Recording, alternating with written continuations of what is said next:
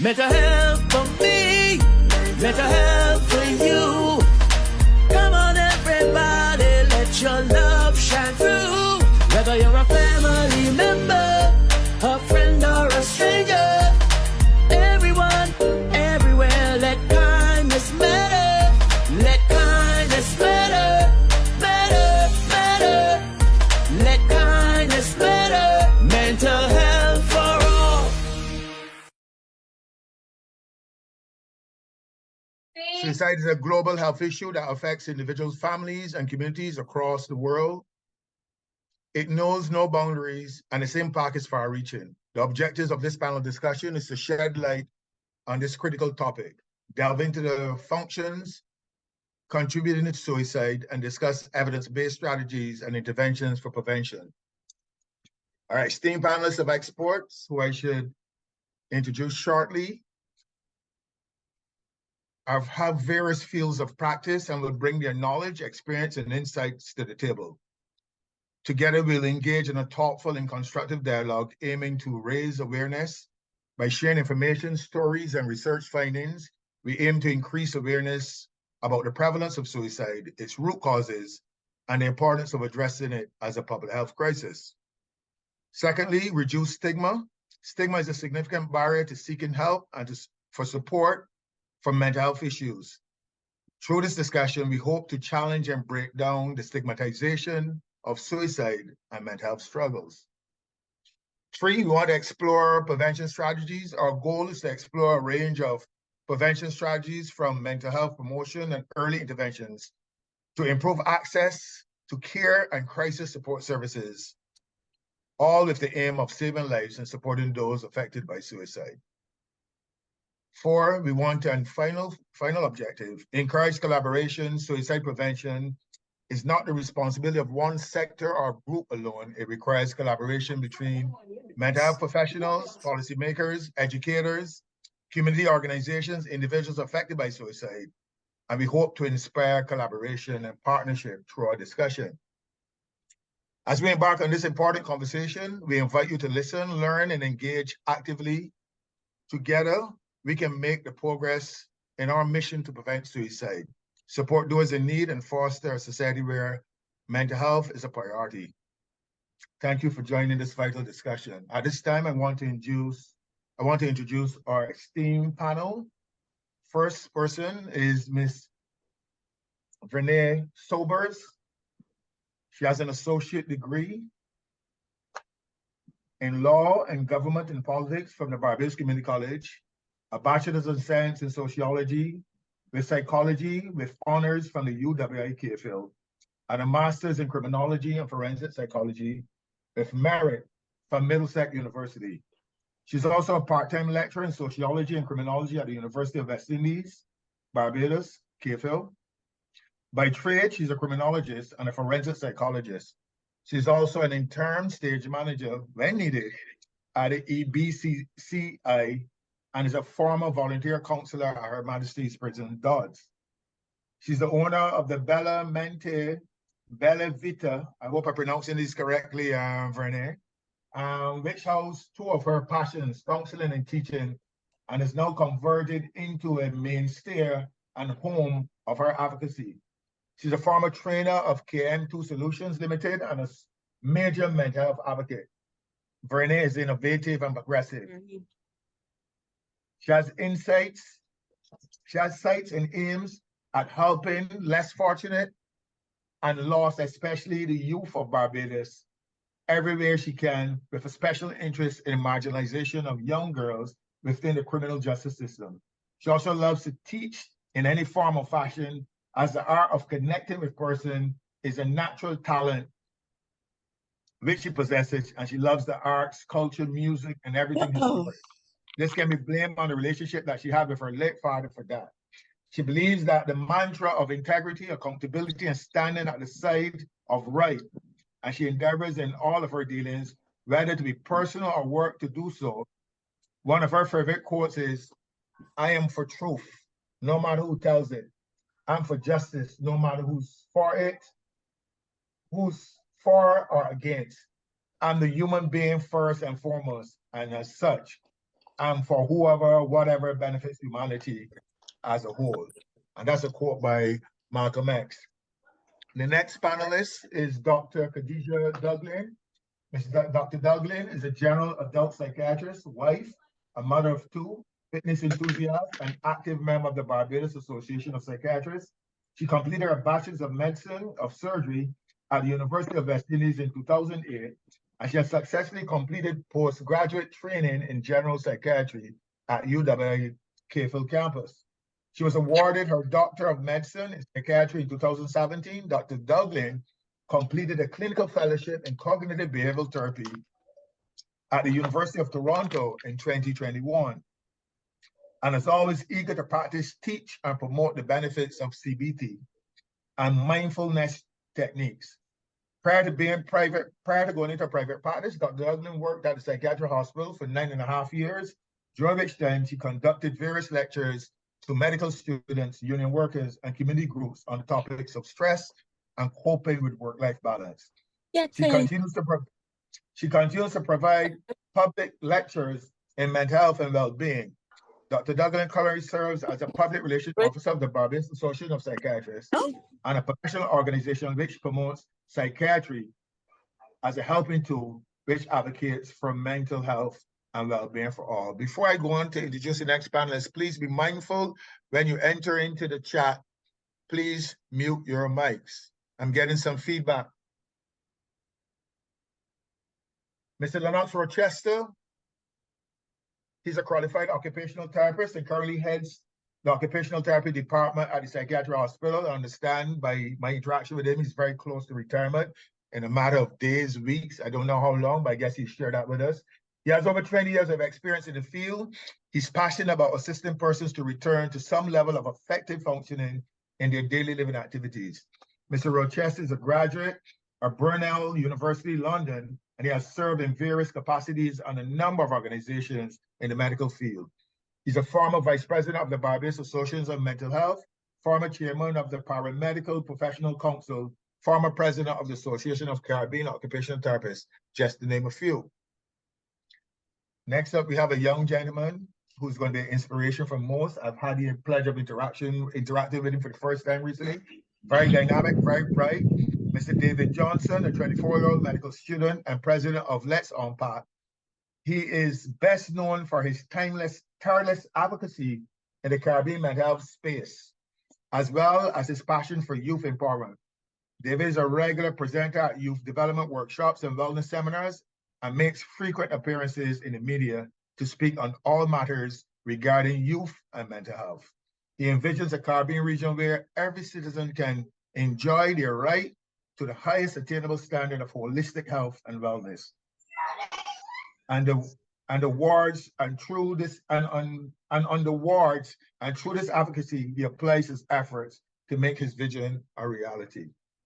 Ladies and gentlemen, I would introduce our first person to do their introduction and their presentation, Ms. Vernèe Sobers, to make her contribution. And we will have each presenter coming after her doing a 10-minute presentation, and then we would enter into our panel discussion. But each panelist would, at this time, take the floor and introduce their topics. First out, Ms. Sobers, and then we have Dr. Douglin. Next, we'd have Mr. Lennox Rochester, and next we'd have the young gentleman, Mr. David Johnson, doing his presentation. And after their discussion and their presentation, we will have our panel interaction. Okay, Ms. Sobers.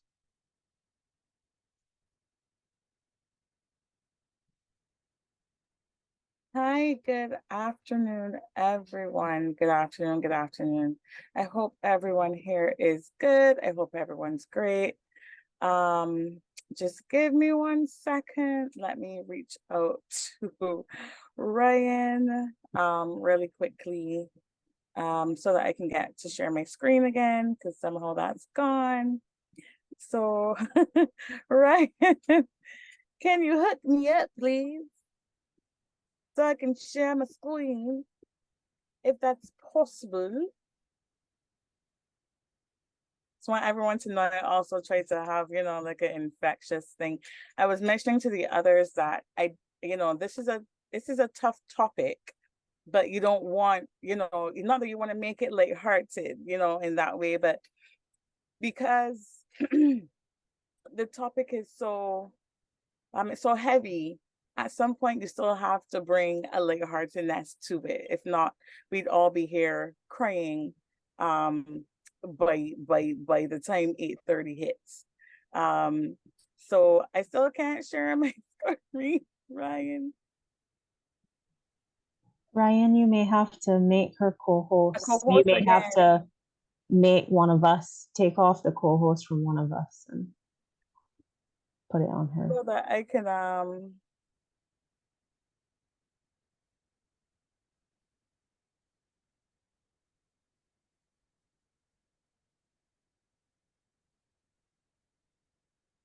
is he there by any chance?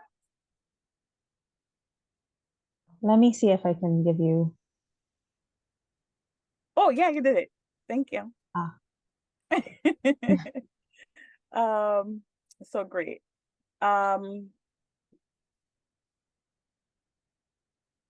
So my role here this evening is to as a presenter to share a story. And since we are talking about the World Suicide Prevention Day, which is Sunday coming, which is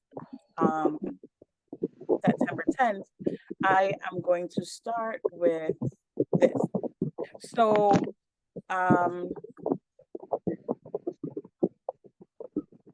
I have this first slide because we're talking about suicide prevention, right?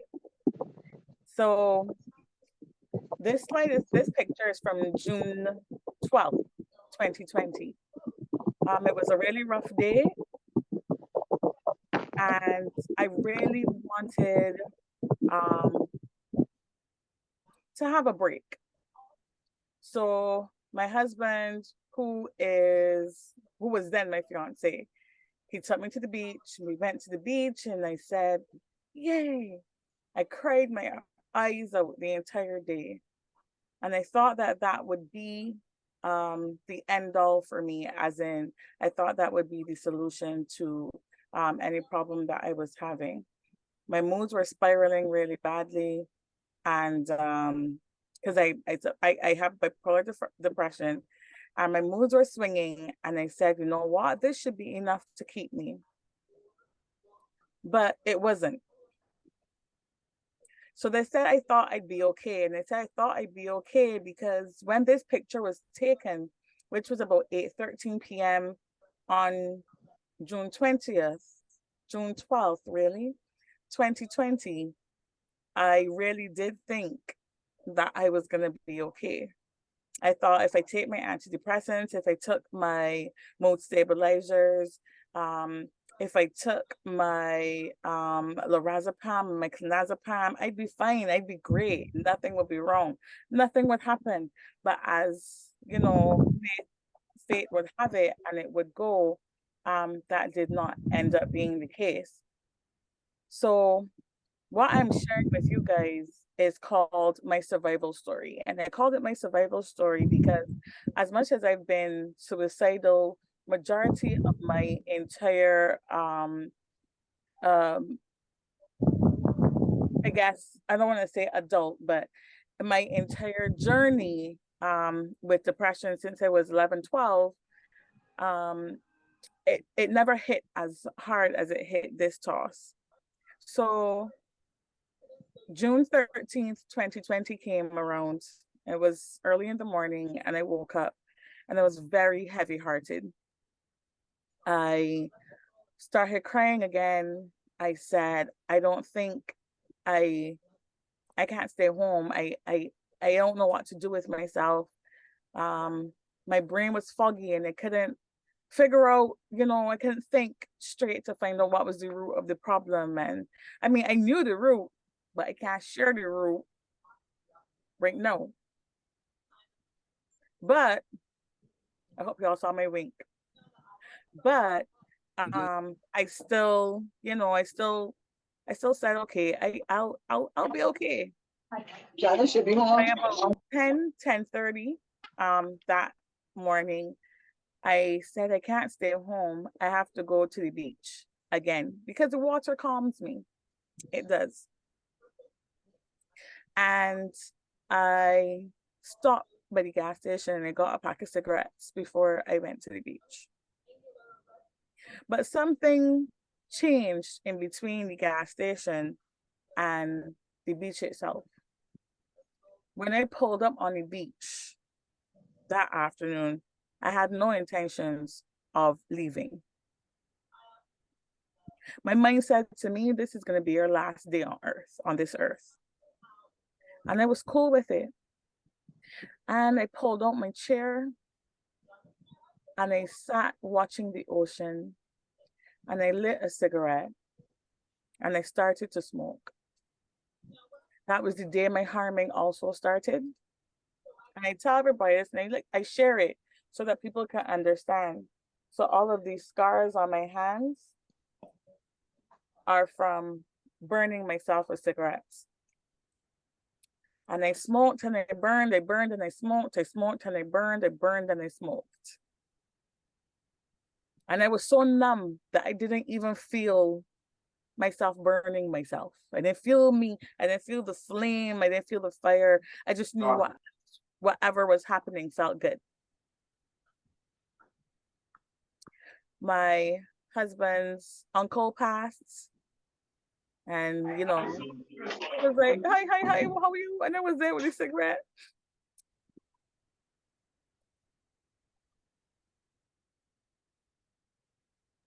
Hair strolling coming down my eyes. And I called my husband and I said, yeah, I'm calling to tell you goodbye. I have all intentions on walking in this ocean and not coming back home.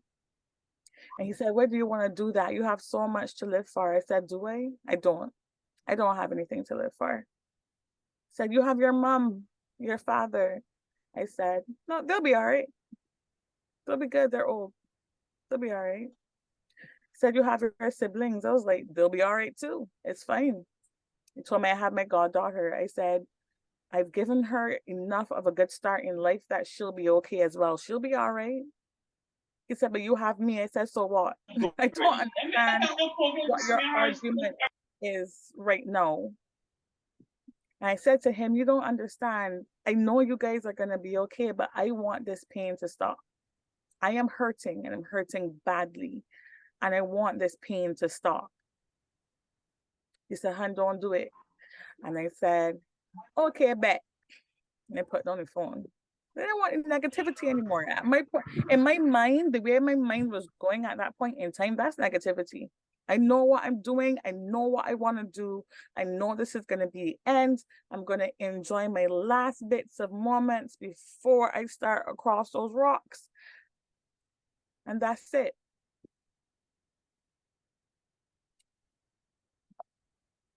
I was there sitting, smoking, crying, burning, repeating that cycle over and over.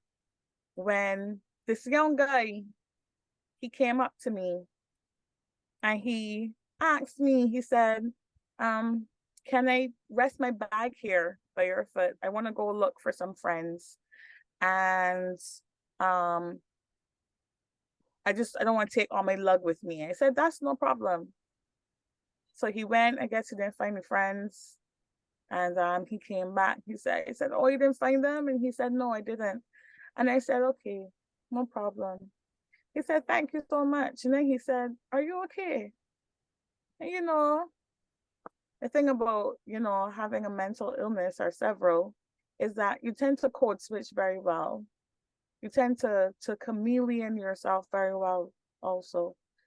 And, you know, yes, I was there crying and smoking, and he could see that my hand was wailing up. But I said to him, of course, I'm fine. Because that's what we like to tell people. We will say we are fine. We will say we are fine. And we'll say we're fine because you know what? We don't want the other questions. So yes, I was fine. And he said, you don't look fine. I said, no, I'm okay. Go find your friends. Go, you know. And He said, I could stay. I said, no. You sure? Yeah. And he went by a tree and he stood there watching me. And the more he stood there watching me, the more I felt embarrassed at the fact that I wanted to get up and walk straight into that ocean. Because the thing is that the sea is supposed to calm me. Water calms me. But that day the sea was calling me instead of calming me. And the more he stood there, he kept watching me. He would not move. I said, maybe I need to call my psychiatrist. And I called her in tears. And I said to her, this is my last day. I'm calling to tell you bye. Because you know what? I'm hurting. I'm in pain. I don't want to be here anymore. I'm tired. And the thing about it is that when your mind is tired, your body's tired. And when your body's tired, your mind is tired. And I was absolutely tired. And I said, you know what? This is it. I told her, this is it. I can't do this anymore. I can't. I can't. Sorry, I'm getting a little mini panic attack because I'm talking about it now. But trust me, I'll be good. Trust me, I'll be good. And I'm not just saying that because we said we'll be okay. I really am saying I'll be good. But you know, I told her I was tired because I really was. I was tired not sleeping. I was tired thinking. My brain wouldn't stop. I was tired, you know, that all I thought about was, okay, what could I drink? What, you know, how much alcohol can I drink to take this away? How much things can I do to take this away? I listened to all the things that I would normally do. I'm still feeling how I feel, so no. And she said to me, I don't want you to do it. Don't do it. Don't do it. Just listen to me. And I was like, okay, I'm listening. And she said, I think you need a break. I said, I think so too. And she was like, how about you go to the hospital? And psychiatric hospital has such like, it, you know, the connotation of the psychiatric hospital, the idea, the whole, you know, the look of it, the feel of it is, I guess, you know, because you're from the outside looking in, is that's not somewhere where you really want to go. And I remember crying and telling her, I don't want to go to psychiatric hospital. You know how, you know, I don't like how it looks, you know, that kind of thing. And she said, no, not psychiatric. I mean, C4 at QH. And I said, I don't know. Because I don't want anybody to see me walking in and thinking that I'm crazy. And she was like, you really care about somebody saying you're crazy? I said, well, I here ready to end it all because I don't have any, I feel like if I'm sleeping, things will just be better. She said, think about it and let me know. Make a call so you'll go straight up on your ward. You won't go into A&E. And I said, I'll think about it. And I called my husband back and I said, Dr. Bradford wants me to go to C4 to get a break. He said, I think you should go. I said, I don't know, because the pain isn't going to end. And he said, yeah, but maybe the break will help. And I said, okay. Now, the thing about it is that having a degree in psychology and being a counselor means I know what I should do. I know what I would tell people. The thing is you know, but do you want to hear it? No. You don't want to hear the common sense. You don't want to hear the logic, because with you, what you are thinking is common sense and what you are thinking is logical. And I tell her all the time, I get so angry with myself because if I go back doing sessions, I know what it is I'm going to tell someone. If it is that, you know, they say to me, we need an expert witness for something, and I'm going in as a forensic psychologist, I know what I need to do, but that doesn't mean that I want to do it. And he said, you should go. And I said, okay, maybe I should, because I knew I should go, but it wasn't logical, because logic was walking into that sea and being at peace.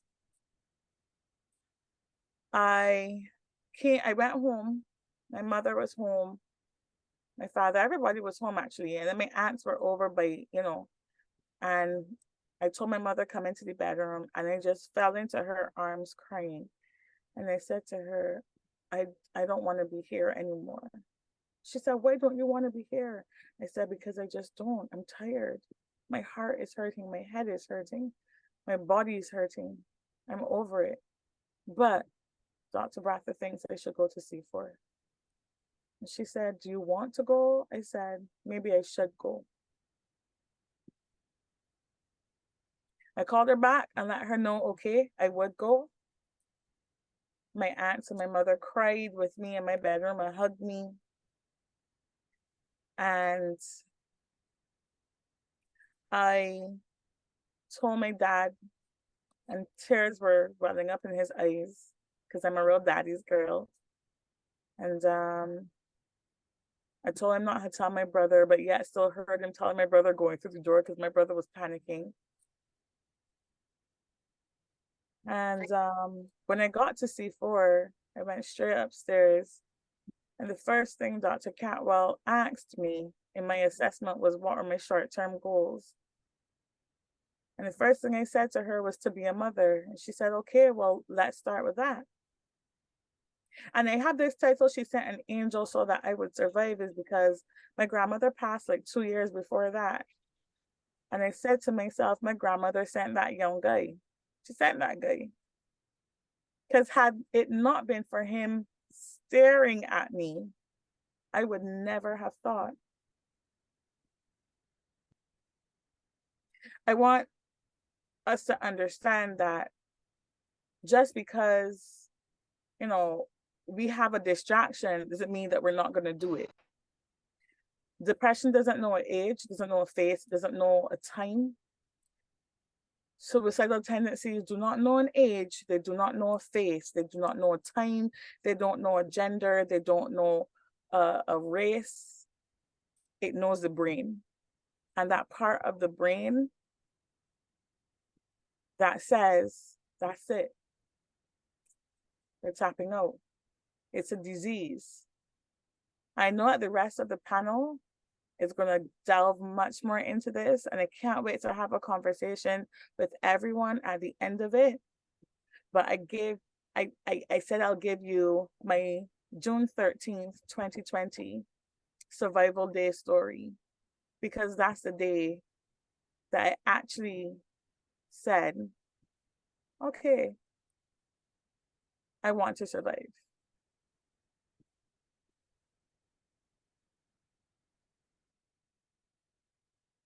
Thank you, Vernèe, for your very moving and insightful experience. I'm quite sure we would have further discussion as we go on. There's some very important elements within your discourse and your that we would like to explore in terms of helping others who might be having similar challenges. At this stage, I'll invite Dr. Douglin to do her brief presentation. Hi, good evening, everyone. And first of all, thank you so much, Vernèe, for sharing your experience. And I think as we go into talking about the theme for World Suicide Prevention Day, we will see the importance of hearing lived experience like yours. And so thank you so much for allowing yourself to be vulnerable and sharing with us. And in reflecting on the triennial theme for World Suicide Prevention Day, that is creating hope through action, I want to emphasize reaching in, encouraging understanding, and shared experience. And I will start just brief talk by sharing a quote from WHO, their 2018 suicide statistics sheet or fact sheet. The prevention of suicide is not only important for individuals and families, but also benefits the well-being of society, the healthcare system, and the economy at large. And as part of understanding and encouraging understanding, I think it's important for us to see why this is an important topic. Suicide doesn't just impact the individual who is in distress, it impacts all of us. It is a public health problem, it is a community problem, it is a national problem. So I do believe it's important for us to realize that suicide is a global phenomenon, and it is a complex one. And I want to emphasize not sensationalizing and also not simplifying suicide as we discuss. This is a nuanced issue, and I want us to have a compassionate discussion about it. When we simplify the cause or the reason for a death by suicide, it feeds into stigmatization and othering. And when we sensationalize or misuse data, we can undermine prevention efforts. Decades of research has consistently shown multiple factors across multiple domains are involved in suicidal thoughts and engaging in suicidal behaviors. So I'm going to just talk briefly about what are risk factors for suicide and what are warning signs for suicide in my 10 minutes. And I'm sure this will bolster further discussion when the panel gets together. So I just want to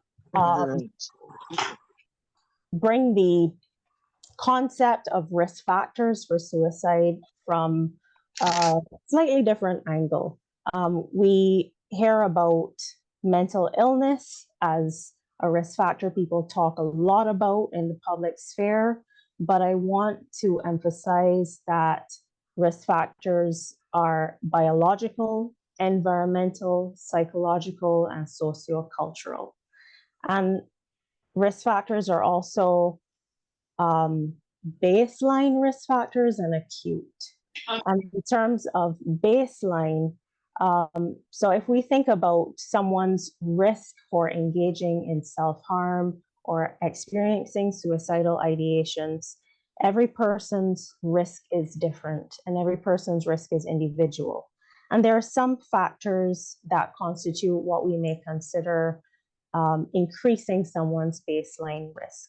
And those can be biological factors like genetics, medical conditions, for example, chronic medical illnesses, gender, age, substance use, and pre-existing mental illness. We can also think about psychological baseline risk factors. So deficits in problem solving, in cognitive flexibility, having a persisting pessimistic outlook, difficulty with emotional regulation. These are some examples. And then, of course, sociocultural and environmental. So social disconnect and isolation, discrimination, violence, trauma are some examples. And acute risk factors, you can think of some of the things people will often talk about when they highlight one thing as leading to suicide. So these may be things like acute hopelessness and despair,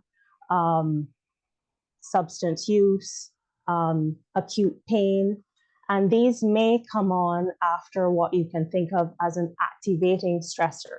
So losing a job, losing a spouse, divorce, a major financial stressor, a pandemic, and all that comes with that, trauma, disaster, whether it be natural or otherwise. And so if we think about all of these risk factors, what is at baseline and what is acute, have a bidirectional relationship, meaning feeding into each other. And so very often when people learn of someone is experiencing suicidal ideations, they may look only for what has precipitated it and not necessarily think of the complexity of all of the risk factors and how they interplay with each other. Now, in terms of warning signs, and as part of encouraging understanding, I really think this is important for us to recognize. Warning signs for suicide are present. So a big myth surrounding suicide is that you can't necessarily predict, and you can't therefore prevent. But there are warning signs for suicide, and these may look different for different people. So in general, warning signs may look like talking a lot about death or wanting to end someone's life, actively looking for ways to end someone's life, talking about hopelessness, having no reason to live. And Vernèe shared some of these signs in her experience, talking about being in unbearable pain, and that can be both emotional and physical, feeling trapped, engaging in increased substance use compared to baseline or what is thought to be their normal, agitation, and a change in behavior that is impulsive or reckless compared to what is normal for that person. Sleep disturbance, isolating themselves, rage and anger that is a change from baseline, extreme mood swings, giving away their belongings, calling up to say goodbye, and also sudden peace or calm or elation after a period of distress when there's been no intervention or change that would explain this sudden change. And so that should also prompt some concern.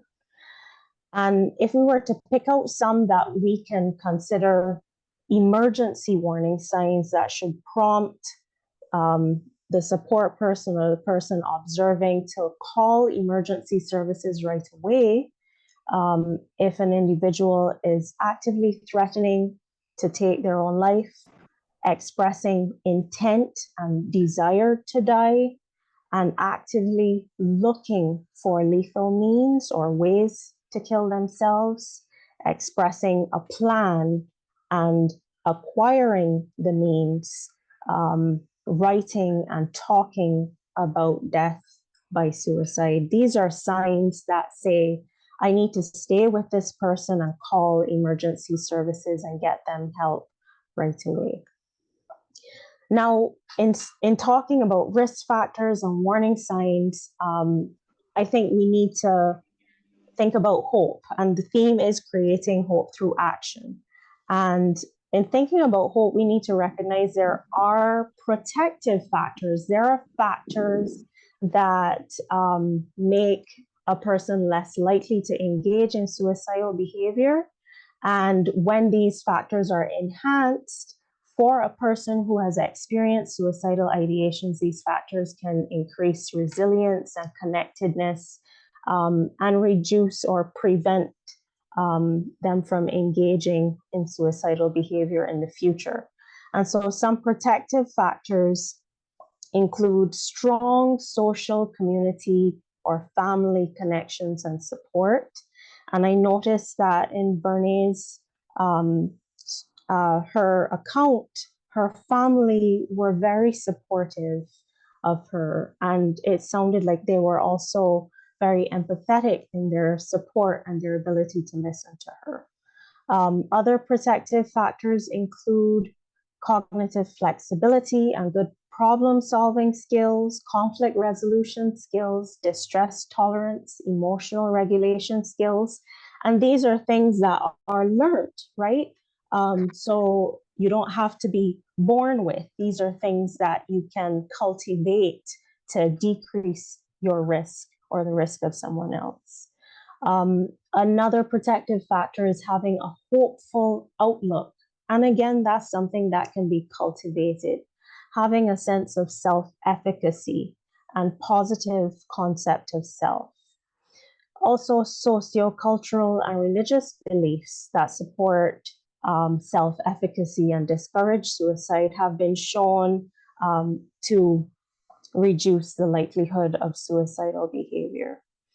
And then in terms of on a public health level, on a national level, easy access to treatment, easy access to mental health and substance use treatment, in the community, and having a variety of clinical interventions and supports is a major protective factor. And when we think about suicide prevention, this is one of the things that can be bolstered on a national level. So briefly, and we will go into this more, there are things that an individual can do if they are able to recognize that they're at that point where they're experiencing unbearable pain, hopelessness, and despair. And the first thing is to not be afraid to reach out for help. Make your environment safe. And that may mean finding someone you trust and staying with them or staying on the call with them, talking to someone you trust, not being afraid to seek professional help. And I suppose bolstering of services goes hand in hand here. Employing safe ways of coping with distress. And again, this is something that can be learned with the help of a professional. Looking for stories of hope.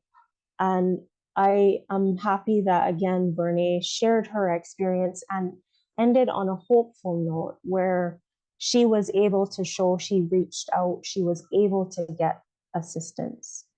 And reflecting on your own wins. So how have you gotten through distress and tough times in the past? What safe strategies did you use? Who did you call on? Can you turn to those supports again? And have a safety plan in place. So those are things that an individual can do. But what can we all do if we know someone who is thinking about suicide? And I would say the very first thing is to ask, how are you? And mean it, not ask, how are you? And wave and move on. And be direct in asking, using specific language. I notice you seem upset. Would you like to talk about it? I notice you've been going through a hard time. Can I sit with you? And listen, active and empathetic listening, which tells the person, I see how you feel and I'm holding space for you. I'm validating you. I'm not judging you. I'm not minimizing what you're going through. And in your listening out for reasons from the individual that they may have to hope for, reasons they may have to hold on to life. And so you're listening for those and then reflectively responding to them. And in your response, being calm. And this may be difficult because we get uncomfortable when people have difficult emotions. We don't like to see people crying. We don't like to see people in distress. It can be uncomfortable. But being calm and compassionate and staying with them through that distress, helping them to make their environment safe, validating what they're going through, and then encouraging help seeking and offering to stay with them as they get help is important in your response. And then following up. So checking in, even if they've gone to a professional, calling up the next day and seeing how they're doing today. Even if they're in hospital, checking in with them if they can, or their next of kin to see how they're doing. If they come out of hospital, checking in again. That kind of follow-up shows the person that they are valued, and you continue to show empathy and show that you're holding space for them. And finally, what can we all do as persons in the community? We can all try to take care of ourselves and our mental health. And I mean true self-care, where we are focusing on doing the things that promote well-being in ourselves. And we are, as much as possible, limiting things that are harmful to our mental health and physical health. And so this may mean the usual things, exercise and good nutrition, good sleep, but it also means healthy social connections, staying connected to others. Loneliness is a big factor in developing depression and feeling hopeless. Healthy, safe, and stress management. So taking time to do the things that give you joy, that make you feel accomplished. Taking time for kind self-talk rather than harsh, critical self-talk. Learning how to regulate our emotions and learning that we can ask for help. We don't need to have a stiff upper lip all the time. We can ask for help, and that may mean that comes at different levels. Asking for help may mean reaching out to someone we trust, a friend we care for. It may mean reaching out to a faith-based organization we are part of, maybe speaking to a pastor. It may mean speaking to another community leader. There are levels before you get to the level of specialized mental health intervention. And so not being afraid to ask for help. And then we all, as a community, can raise awareness and have discussions like this. And we all, as persons in the community, can advocate for better and advocate for better services for mental health so that when we are in distress, we do have the resources to seek help and get that help. Volunteering and lending our time can really help others who are in distress.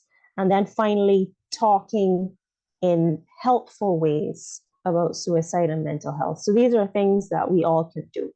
And so I'm going to end there so I don't take up anyone else's time. Hopefully I have not. Thank you. All right, we will go right into the next presenter, Mr. Lennox Rochester. Make your contribution, sir.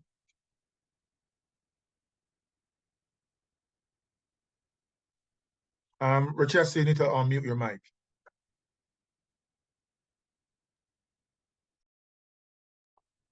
Good evening, everybody. Thank you very much, Dr. Douglin. I noticed you kind of ended on hope. That's where I want to start today. All right. The topic of my presentation is called the ABC to helping. And I'll tell you why I use ABC, because I wanted that everyone can identify with it. I don't want it to be too complicated. All right. So that's me. All right. Now I want to make reference to the theme creating hope through action. Right. For me, the hope conveys a message related to waiting, doing something or expecting something beneficial in the future. And that is critical that we have hope. So it follows that participating in the process of creating hope would involve being with and assisting and to some extent encouraging a person or persons, especially through trying times. And that's not limited to trying times though. All right. Now we have recognized and we have learned that death by suicide is on the rise, and it's affecting younger and older people alike. So we as people, and I'm not only talking about clinicians, must learn how to help. I know, Dr. Douglin, you went into a few of those, and that's important as well. Some of my stuff will reiterate that, but that's okay. Now, the mental health community has done a good job of raising general awareness, but it appears that suicide is worsening. All right. So basically, we have to do more. Now, I am proposing 3 key initiatives, namely listening. And in this, I'm talking about being present. Sometimes we're presently absent. All right, we're just there because we think it's the thing to do. All right, being present. In this listening to it involves some observing, because you're looking for nonverbal behaviors, you're looking for all sorts of different things. So you're actively listening and you're not eager to jump in to tell the person stuff, but you're letting the person flow. All right. The next key point is responding. And basically that involves meeting the needs appropriately, whatever those needs are. So they can be broad spectrum or they can be narrow, but they're very, very individualized needs. and we have, because each person is an individual with their own set of problems and issues and concerns. So we have to relate to that. The next key is responding. All right. So actually, let me go back here. The second key is questioning. And basically that's engaging, acknowledging, establishing understanding of the issues and the complexity of the issues with which the person, and the only way you can do that is to listen and be there and spend time. It's critically important that's how you can't be looking at your watch and all that and being, because people feel that and sense that. So the next step then after questioning, and when I say questioning, I don't mean like a policeman does. You're asking questions, you're not interrogating, you're asking questions, you're being sensitive, you're recognizing what this person is going through, and you're asking questions. All right. Now responding, you're meeting the needs appropriately, and responding can go from a kind word towards engaging an agency or whatever on the behalf of that person so you can get effective help. Now, I will further unpack this by using what I call the ABC system. All right, we all know ABC, right? And basically, this is an internalized system that you, the person, are using. And you don't have to be a clinician, could be anybody. A, I accept you as you are. So you're with the person, you're not trying to tell the person, because sometimes you know, what do you have to worry about? Why do you want to kill yourself? You have no, you accept the person what you are. Now, your ultimate goal is to move them from one point, or not to move them, to help them to move from one point to another point, but you're accepting. So you are meeting them where they are. That's critical. B, I believe you are valuable. That is critical. So you're letting the person know you have value. You are important. You may not think so, you may not feel so at the present time, but you are valuable. That is key to us, because each of us ascribe to ourselves a value, which we call it self-esteem, self-worth, or whatever. And when that is damaged, it becomes very, very pathological. So we want to let the people know you are valuable. Sometimes the eyes that the sufferer, I want to use that word, looking through, doesn't see that.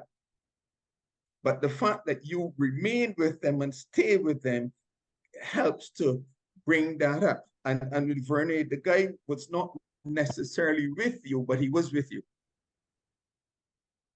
because he didn't leave you or forsake you. Now, C, I care about you and your hurts. Critical. Very often we think that the things we go through, we are on our own, nobody cares, nobody is interested, nobody don't even understand. And sometimes it's important to let people know, I am here with you. I am here with you. I care about you. And to demonstrate that, you have to demonstrate consistency as well. All right. You must be consistent. Right. D, I desire the best for you. So there's a progression there. You're moving person from here, and you're so you're pointing towards now a future state which brings out the hope. I desire the best for you. And like Vernèe, you asked the question, so what is your what is your short term? And you help now, you build on that and kind of go forward with that. Right now, E can be a bit tricky, but I still want to say, I erase all offenses. Now, you are not taking a rubber and rubbering them out. You are helping the person to identify, to explore, and to process whatever they have gone through. Very often, things are laid down in a very, in a very disorganized way. But and this relates now to cognitive restructuring. You're helping the person to relook and rethink what they went through. all right? For example, and it happens a lot with children, you know, we say to a child, if you don't behave, you're going to end up like James' son. James' son went to prison, and the child internalizes, my mommy wants me to get locked up. How could she love me? That's not what you mean. And if you allow that to go forward, that then becomes kind of concretizing there in a totally pathological way, and it comes out, my mother doesn't love me, when really and truly that's not what it is meant. So it's important to help erase the offenses. Now, as you would understand, this is very time consuming, it is very challenging, and it can be very, very traumatic because it can involve a whole lot of catharsis and whatever else, but it is an important goal, all right? Now, what I want to say, where has all this come from? As a practitioner, I am seeing there are two basic things. Young people who want to be heard. That's where they're listening. They are adamant that they want to be heard. Now, let's be thinking here. Sometimes they don't even know what they're saying. But our role is to help them to formulate, but not only to formulate, but before that, to identify what their thoughts and their feelings are, to formulate it and then bring it out so that we can then help them to really structure it properly. So it means being there. It may initially sound like nonsense. And the truth is, it may mean nothing to an adult, but it is something. I think that very often we forget that we were young as well. So we don't often identify with what younger people are going through. Now, another side of that is sometimes the young people are going through things that we went through and we did not resolve properly. So when it comes up, it creates fear, trepidation, and pain in us, and we have not handled it very well, so we get very, very uncomfortable with it. But there's nothing wrong with walking through something now at an advanced age and with greater experience walking through something with the young one. All right? Because when you tell them you felt that too, there's often this incredible look at you. Really? And then that provides now a form, a basis for conversation and experience sharing. Experience sharing is key to helping people to feel worthwhile. Right? Now, also, I am seeing persons, both male and female, who do not feel valued. And that is becoming more and more significant. And what I've noticed is that in terms of mental well-being, their well-being is compromised. Not experiencing life satisfaction, they're not experiencing optimism, self-esteem is shattered, there's no mastery or feelings of in control. A person said to me the other day, I feel like a hamster on a, you know, that ring, I just can't catch up. That's very serious, right? Then there are things like having purpose. Purpose is critical to human functioning. Without purpose, you're like drifting in the wind, all right? And then having a sense of belonging and a sense of support. Those are key things that undergird us and keep us going. And without those things, we may have some issues, okay? Now, I just want to finish off by just mentioning, and I know Dr. Douglin mentioned things like, okay, there's a senior moment there, stigma. And stigma is interesting. Now, I have recognized something. You know, the persons who create stigma are themselves stigmatized. You know, so sometimes it's a way of them trying to help, quote unquote, themselves. Sometimes they don't even realize the damage that so for example, in schools, and you see a lot with young, there's this thing now about here. I'm talking about children. So, and not only here, what it's long, it's the quality. I mean, I don't know what they call, what the little girl said to me. Rani or something, you don't only have extensions, but you have to have the right ones. Because if you don't have the right ones, you are ostracized and pushed aside and stuff like that. And I mean, that's a very serious thing to them because it affects their own sense of self and how they function. Right? And that then, another complication that comes in there is the misuse of social media. And I say misuse. Social media is a tool that's been created, but it has become misused over time, and that has created some problem. So I think we have to redress the use of social media. Now, obviously, children and some of our adults too are gravitate towards what can be seen to be the negative things. All right, and there perhaps reasons for that will come up later in the discussion. So I want to end here now, and whatever else will come up later in the discussion. Thank you very much. Thank you, Mr. Rochester. David, I would lead right into you, and then we can have our discussion at the conclusion of your presentation. Thanks so much. Well, a pleasant good evening to everyone. And I was listening attentively to my colleagues, and so much was shared that I wish not to repeat. And I think that we are just really eager now to get into the final discussion. So I promise I'll be very brief. When I reflect on the theme, creating hope through action, the first thing that comes to mind is responsibility. And in my conversations with colleagues, I often say that I think what we have in the Caribbean region is a crisis of responsibility. And as it relates to the matter of mental health more generally, I think we are often found in a position where we don't understand or we don't know who needs to take the action. And so I follow on from what Dr. Douglin and Mr. Rochester would have shared, in that we need really a collaborative approach. We need an individual approach, a community-based approach, and a national approach.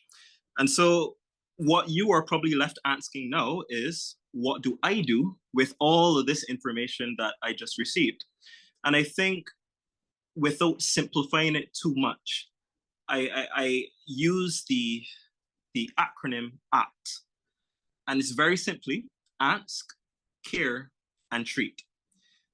I think too often we feel that when we hear about someone speaking about thinking of ending their life, or we see signs and we're not sure, we feel as though if we intervene that we may make matters worse, for fear of not knowing what to say, not knowing exactly what to do if we hear an answer that we don't want to hear.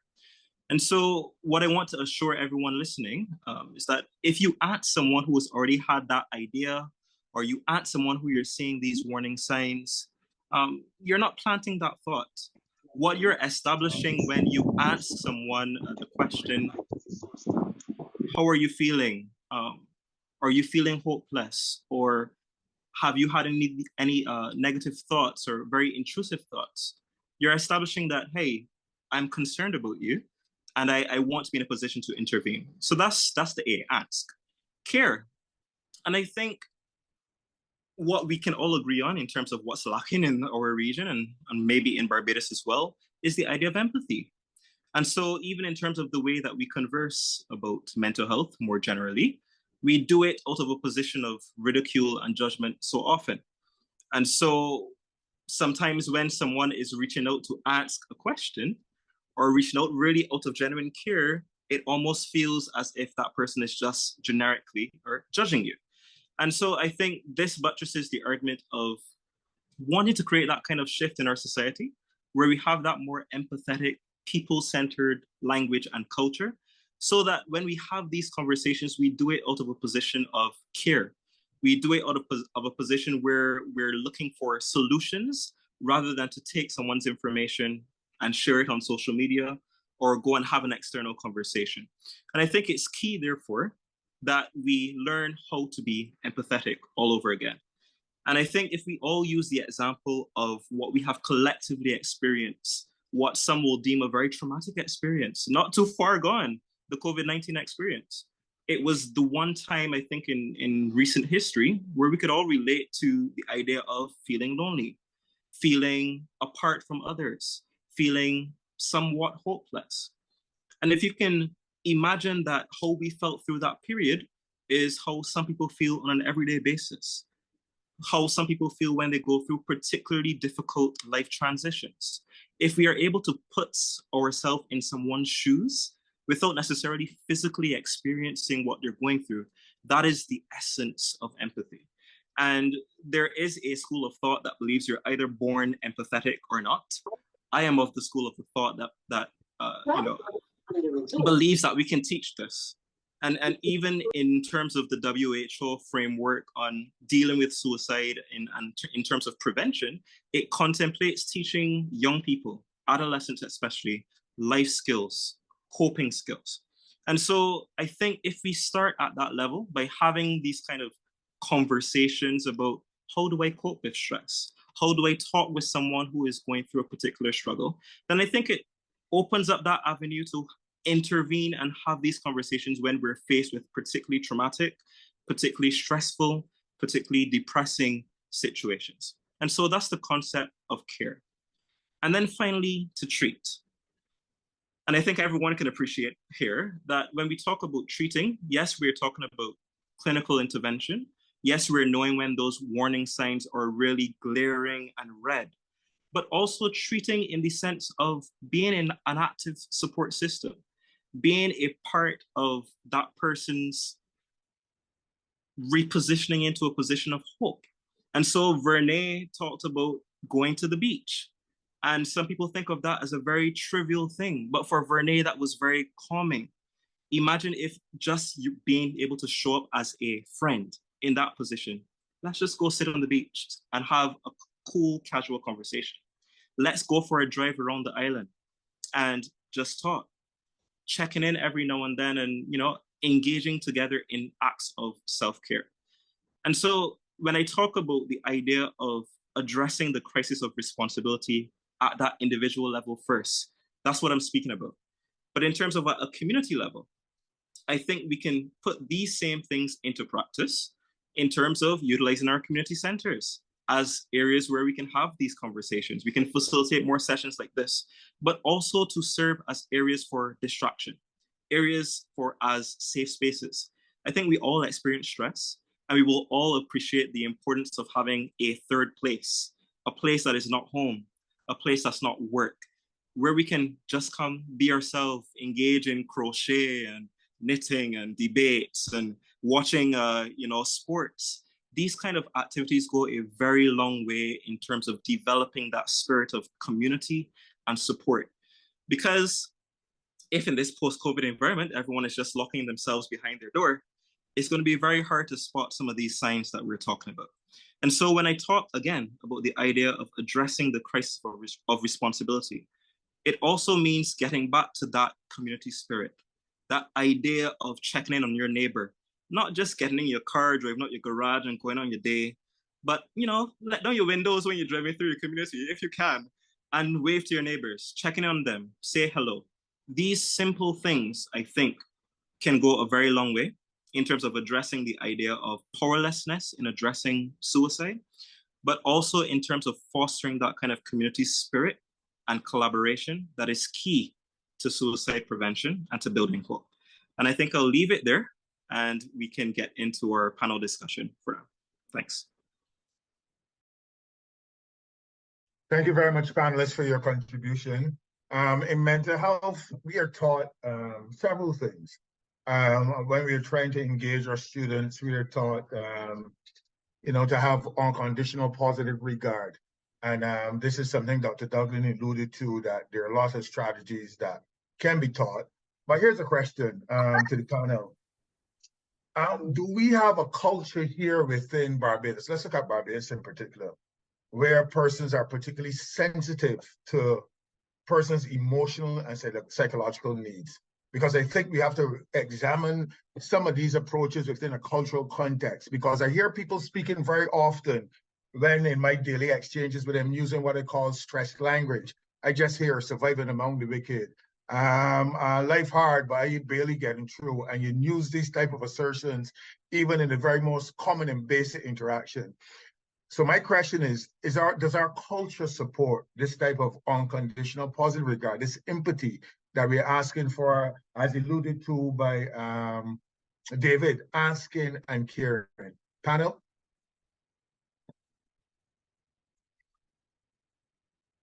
All right. Any particular order?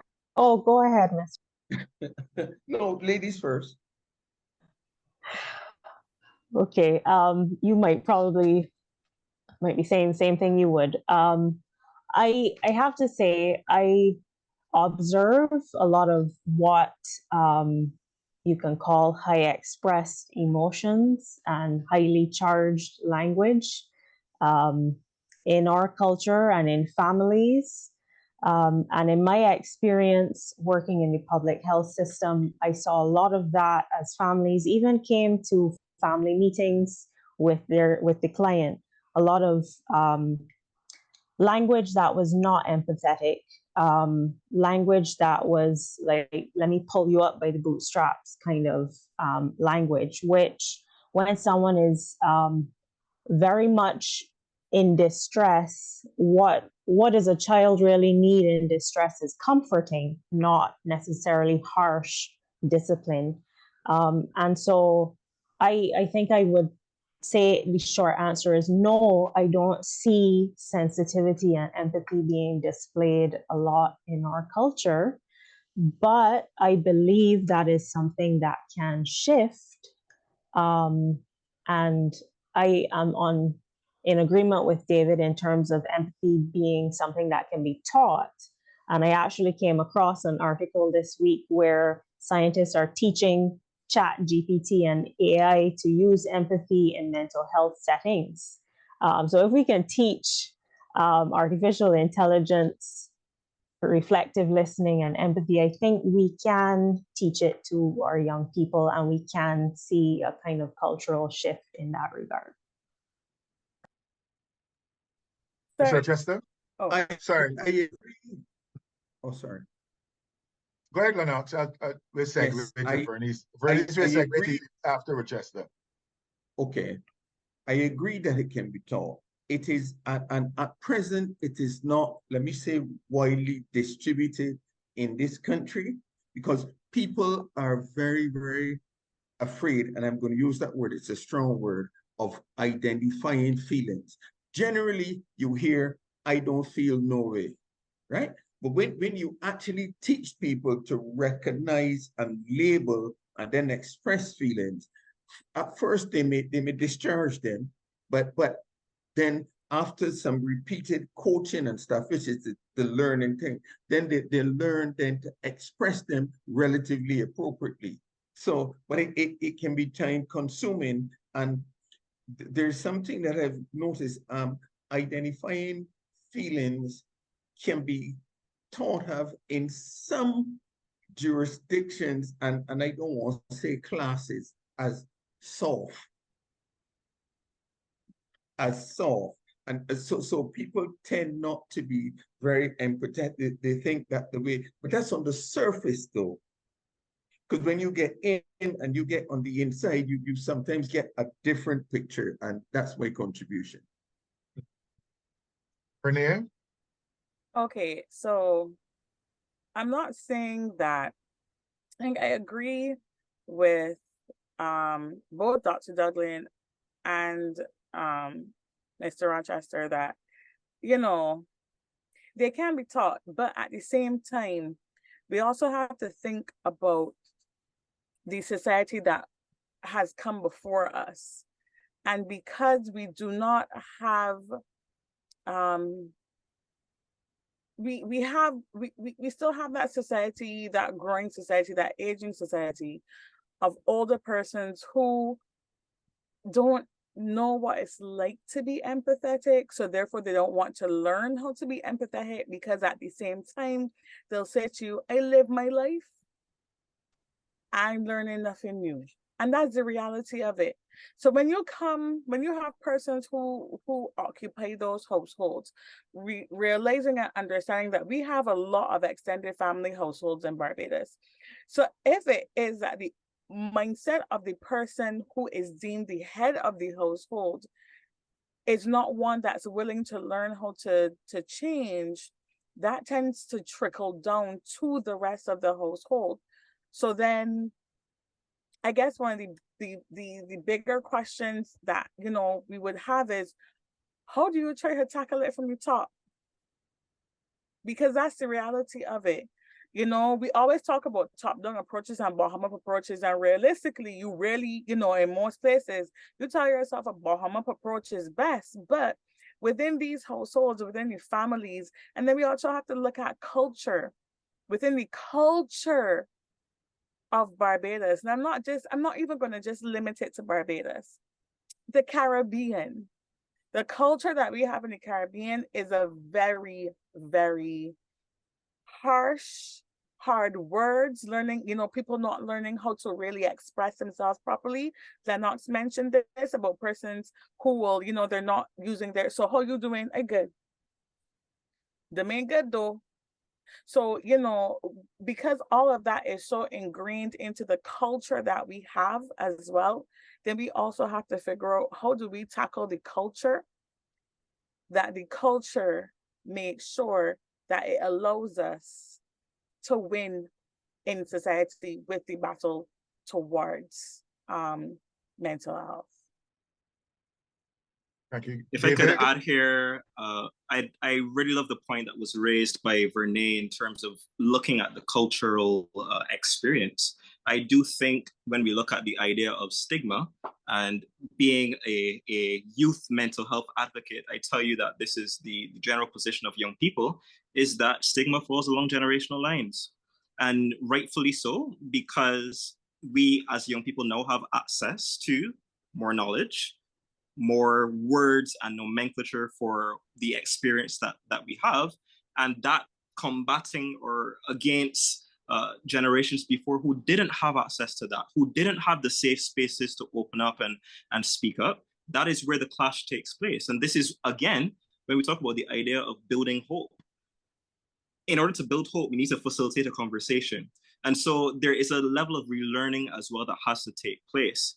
In terms of the genesis of this harsh culture that Vernèe is speaking about, we only have to look back about, 3 centuries and follow the history of how we were forced to adopt this position of strength, adopt this position of so-called resilience that we're so obsessed with.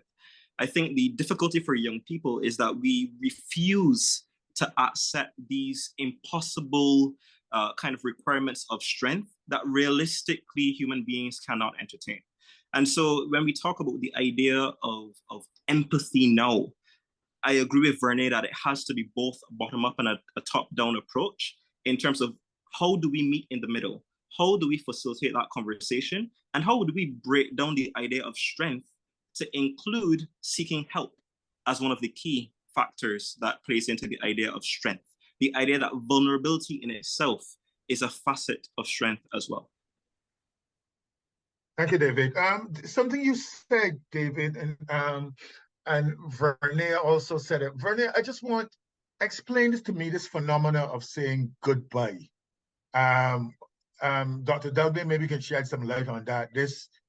Why goodbye, as opposed to just going and completing the act? Why is goodbye? I read somewhere that this is suggested that some 2 weeks prior to committing suicide, that individuals would have reached out in one way or the other to someone, expressing the desire to receive some kind of assistance. I've heard conversations about persons making apologies and giving away prized possessions. But could you just kind of have a discussion with me about the phenomena of saying goodbye? Okay, so I'm going to tackle it from the personal end, and then I'm going to also tackle it from the expert side end. So the thing about saying goodbye is we don't always want to leave without letting someone hear our voice one last time. When you see persons leaving letters, suicide letters and notes, because they want to explain. Why it is they felt that this was their last choice. Why they felt like, you know, they didn't have anything else to give or anyone else to go to. A lot of times persons, they're not okay. And when they do reach out, you know, what happens is I'll reach out now and I'll tell you I'm not okay. And you say, and this is, we're going back to culture and something that David mentioned, which is the historical context of the culture as well, where for 300 plus years, we were told, do it and bear it. You have baby boomers who said to us, do it and bear it. And then you have the millennials who tired already. We know come tone. The Maritime Higher Commission of Inquiry has denied the request. And we tired because, you know, we're the most overworked and underpaid and educated generation. And you see now a lot, and this is going back to what David talks to also about being resilient, is that we're tired of being resilient. Because being resilient is extremely tiring.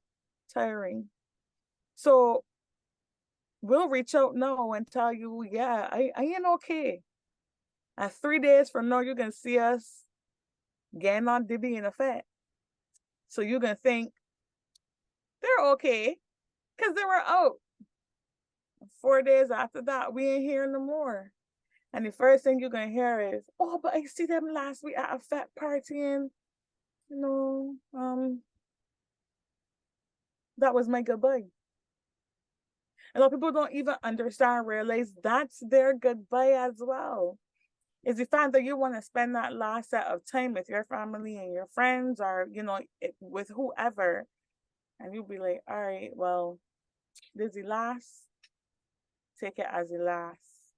I don't just want to leave you hanging. And I think that that's it mostly. They want persons to understand. It's all about wanting others to understand. When they called Damien to tell him, yeah, I think a part of me didn't really want to be out because I called him. So a part of me went, yeah, I'm tired. I'm so tired and I just want to sleep because I'm tired. But then part of me was like, okay, well, maybe I should call him and tell him that I'm tired again and that I'm ready to sleep again so I can hear him so he could talk me out of it. And that's one of the other things too, along with the goodbye, because a lot of times when persons do call and give their goodbyes, they get a no. No, you need to be here. And then the next question is always, why do I need to be here? And a lot of times, the person on the other hand have really good arguments as to why you should be here. And you're just like, crap. And I think of it that way. I'm thinking it, but then, you know, I always tell people, you know, also when persons tend to say that persons who commit suicide are selfish, I said, no, believe it or not, the persons on the receiving end are the ones who are selfish because you have no idea what mental anguish that person's going through. So maybe they've reached out. Maybe they said their goodbyes 10 million times. And then they had that one single thing that managed to push them over the edge. And then they were like, no, because I'm tired. So a lot of times it's really just for the other persons to understand, I don't want you to hold this against me, but I'm tired. And this is why I'm tired. And that's why you get goodbyes in so much successions. You can see a person go and visit their family and friends for a whole month because they know in their head, they have the plan that that's it. So they're giving them the opportunity to have that one last time with them so that it's not, necessarily a goodbye, but more so like a see you later when you get here, and that kind of thing. Dr. Douglin, I see you sitting forward in your seat. You wanted to say something? No, I'm just nodding with what Vernèe is saying. I think and she's given definitely her personal experience, and there are two sides to it. There's the goodbye because a part of me wants you to stop me and I want to reach out. And then there's the goodbye because I have resolved in my mind that this is what I want to do. And so I think again, going back to what I said at the beginning, I want us to be a nuanced discussion. We can't simplify it to this is the reason everybody says goodbye. We need to recognize that different people reach out and make that decision and do the actions they do for different reasons. And I think when we embrace that it is a complex series of behaviors, I think that is going to encourage understanding. So I'm just agreeing with Vernèe, and I have nothing else to add on that. Okay. Anyone else in the panel want to add something before we move on to the next question? Yes. Can I say something here? No, there's, I have heard in another forum, and we've had the discussion about goodbye, and it's been purported as a closure, right? A closure by the individual. Now this is very interesting because what came out was some people, when they've decided or they've contemplated this is what I'm going to do, they experience a kind of a peace. I put that in inverted commas, a kind of a peace. And this peace is not the peace that we know, it's a well, I don't even want to say it's a pathological peace. It's a kind of peace that they will no longer be under this pressure or whatever else. So that peace then translates in them saying goodbye and appearing to be okay. Okay. All right. How candid should we be in our conversations about suicide? I know the media purport that they are giving you the information as it comes to hand. And I've heard arguments in some cases that there's a need to know when there's a suicide or a person who's involved in some kind of self-destructive behavior. And the media says it's responsible for bringing information into the public space. Is that always the case? Because I've read somewhere that there's this phenomena associated with reporting and the way information is reported that can fuel the contagion of suicide. What are your thoughts? Dr. Douglin? Yeah. So first, that word contagion, I think, can be very confusing for some people. So I know in medical literature and in scientific literature, we may use certain words because we have a certain understanding of what they mean and what we're trying to convey. And then when we use those words in the public sphere, they can be quite alarming. So no, suicide is not contagious, but what is reported in research is that the media can have a positive or negative effect on individuals who are already predisposed to developing suicidal ideation and engaging in suicidal behavior. And so some of the negative effects, or what was termed in the media the Werther effect, can be linked to sensationalized media reports. And to kind of list what that looks like, that may be headlining the death by suicide, so putting it on the front page, center page, or back page where it is going to catch eyes. including images of the scene, including details about how the person died. All of those are kind of sensational that grab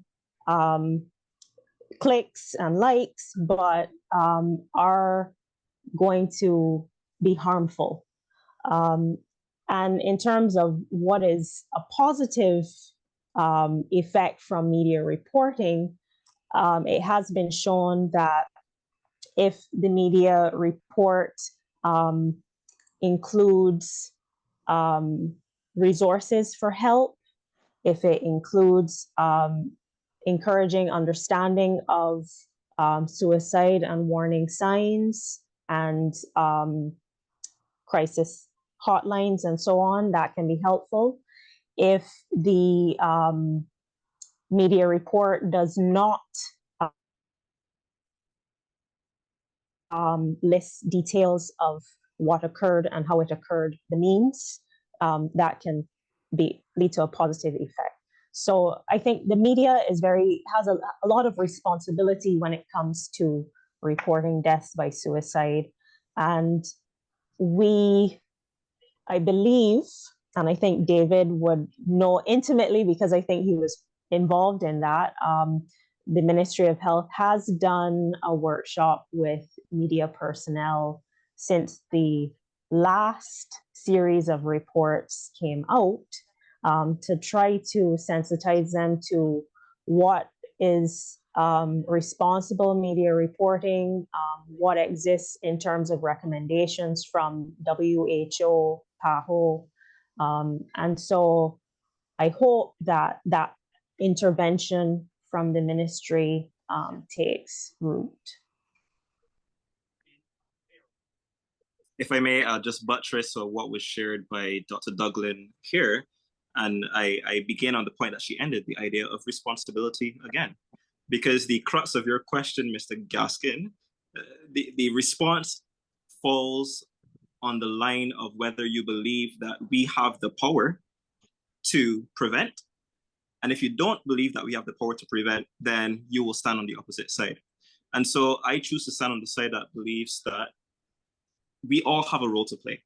And so inherently, the media is not just in a position to report, but the media is also in a position to shift attitude, to show the resources that are available, to highlight positive coping strategies. And so I think what is necessary now more so than ever is for the entire media fraternity to not just expose themselves to the training, but also to self-regulate, to appreciate, look, there are certain borders that we should not cross. There are certain things that we do not need to put out there. And there is real consequence to our actions. And so when I put all the pictures, I describe the means, I describe the location, one might say to themselves, well, that has no bearing on the person who has passed away. But what about the family? What about the individual out there who has increased vulnerability? What about the individual who has had previous attempts and has been forced to relive this entire experience based on your thorough reporting? And so while I do understand that the media has a responsibility to report and they're trained in terms of presenting all the evidence and the facts, I think there's a point where responsibility has to kick in and to realize that you really have the general public within your palms. And I know that there will be pushback from some members of the media fraternity who say, well, we don't shape public opinion, we just report on it. I beg to differ, because you only need to look under the comments of some of the popular papers within Barbados, look online and see the tremendous debate that takes place in the comment section. And so I think what is required more than ever is not just on the members of the media fraternity to take responsibility, but for all of us as well to hold the media fraternity accountable, to realize that we have to facilitate a more productive, helpful conversation around mental health generally, and particularly about suicide as well. I've also noticed that Trinidad have taken such action in terms of their policy pertaining to media reporting. Dr. Douglin? Yes, yeah, so we don't really have to reinvent the wheel. So I would have mentioned that WHO has media reporting guidelines, and Trinidad and Tobago have a national policy with regards to that. And I can actually put a link to it in the chat for anyone who wants to look at that.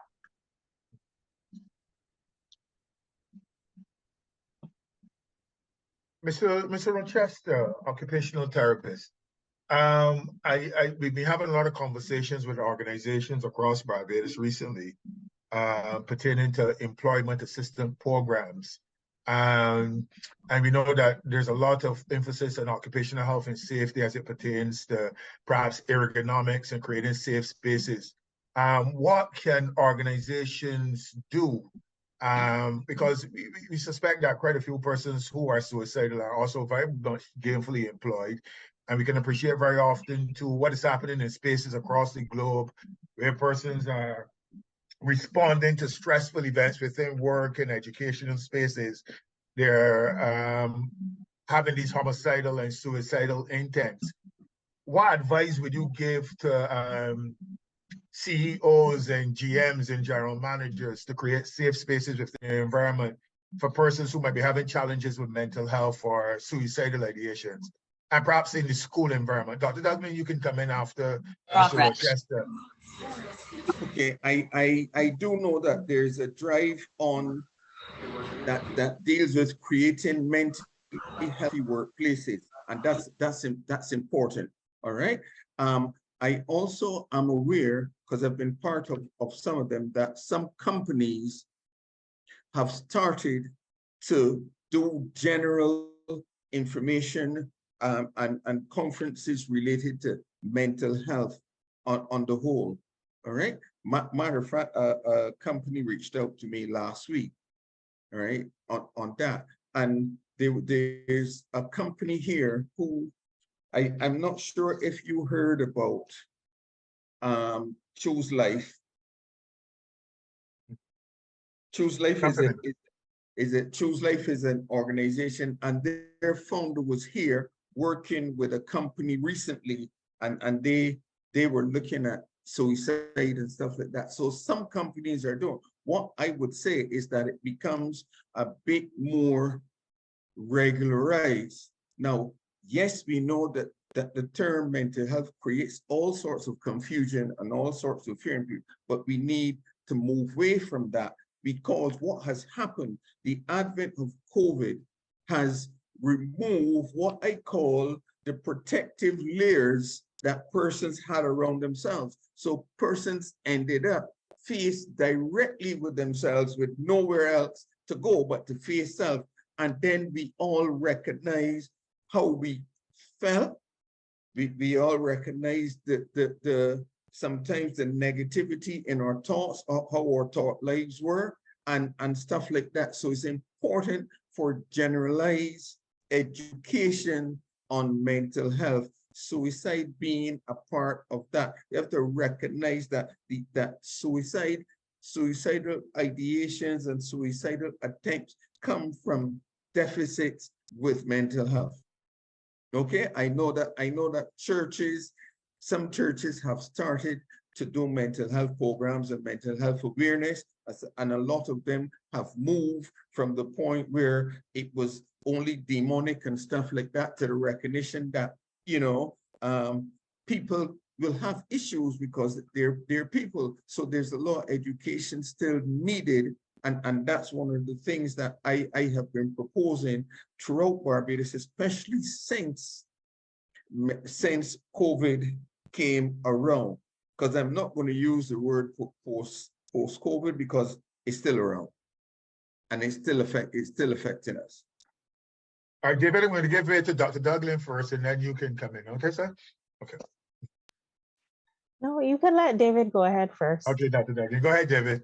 Thanks, Dr. Douglin. I just wanted to add on what Mr. Rochester would have shared, that actually it's documented as one of the protective factors, the idea of these kind of safe spaces, the religious and cultural communities that promote the idea of connection, promote the idea of coming and actually seeking help. I just want to flag there that what Mr. Rochester shared is actually evidence-based. It's the idea that, you know, when we develop this idea of community, of collaboration, of help seeking, of vulnerability even, these can actually serve as protective factors to prevent suicide.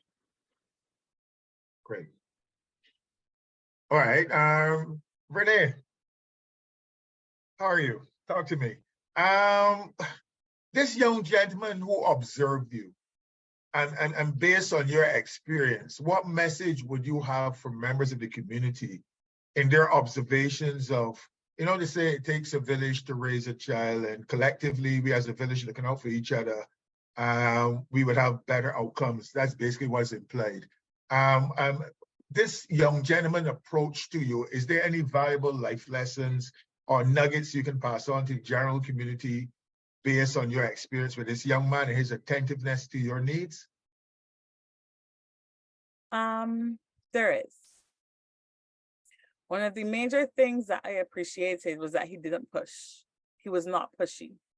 I want persons to understand that you have to, and we talked about empathy more than once throughout the evening. It is, you have to understand how you are going to approach someone who might be having a crisis at that point in time, and who might be having suicidal ideations at that point in time. If he had approached me any differently, I wouldn't even have taken notice to him. He had a soft tone. I want us to also understand that body language and tone is also extremely important. I wanted to say something in addition to what you guys were talking about before, but since Mr. Gaskin asked me this question, and you know, my memory is the worst memory it could possibly know, I can't remember, but I'm glad you asked me this question, because honestly, this is not only for if you see or if you know someone who is suicidal, this is on the whole. Our tone of voice says a lot. Our body language says a lot. You don't want to approach somebody, you know, with a harping a heart. You don't want to be, why are you doing this? You know, nah, they're not going to respond to that. They don't respond to quarrel. They don't respond to shout. Oh, that'd be good for you. Shut down that shout. You shut down that quarrel. Wonderful to tell Randy. Right? And that's the reality. You shut down that aggression. I'm not saying coddle the individual. That's not what I'm saying at all. Because believe it or not, you don't want you touching us either. Don't touch me. That's not, sometimes there are persons who really just need a hug, who really just need someone to sit down there and hold their hand, or who just need them to be there physically. I think the fact that he was just there physically was enough for me. That he stayed off in the distance, he respected that I didn't want him to stay.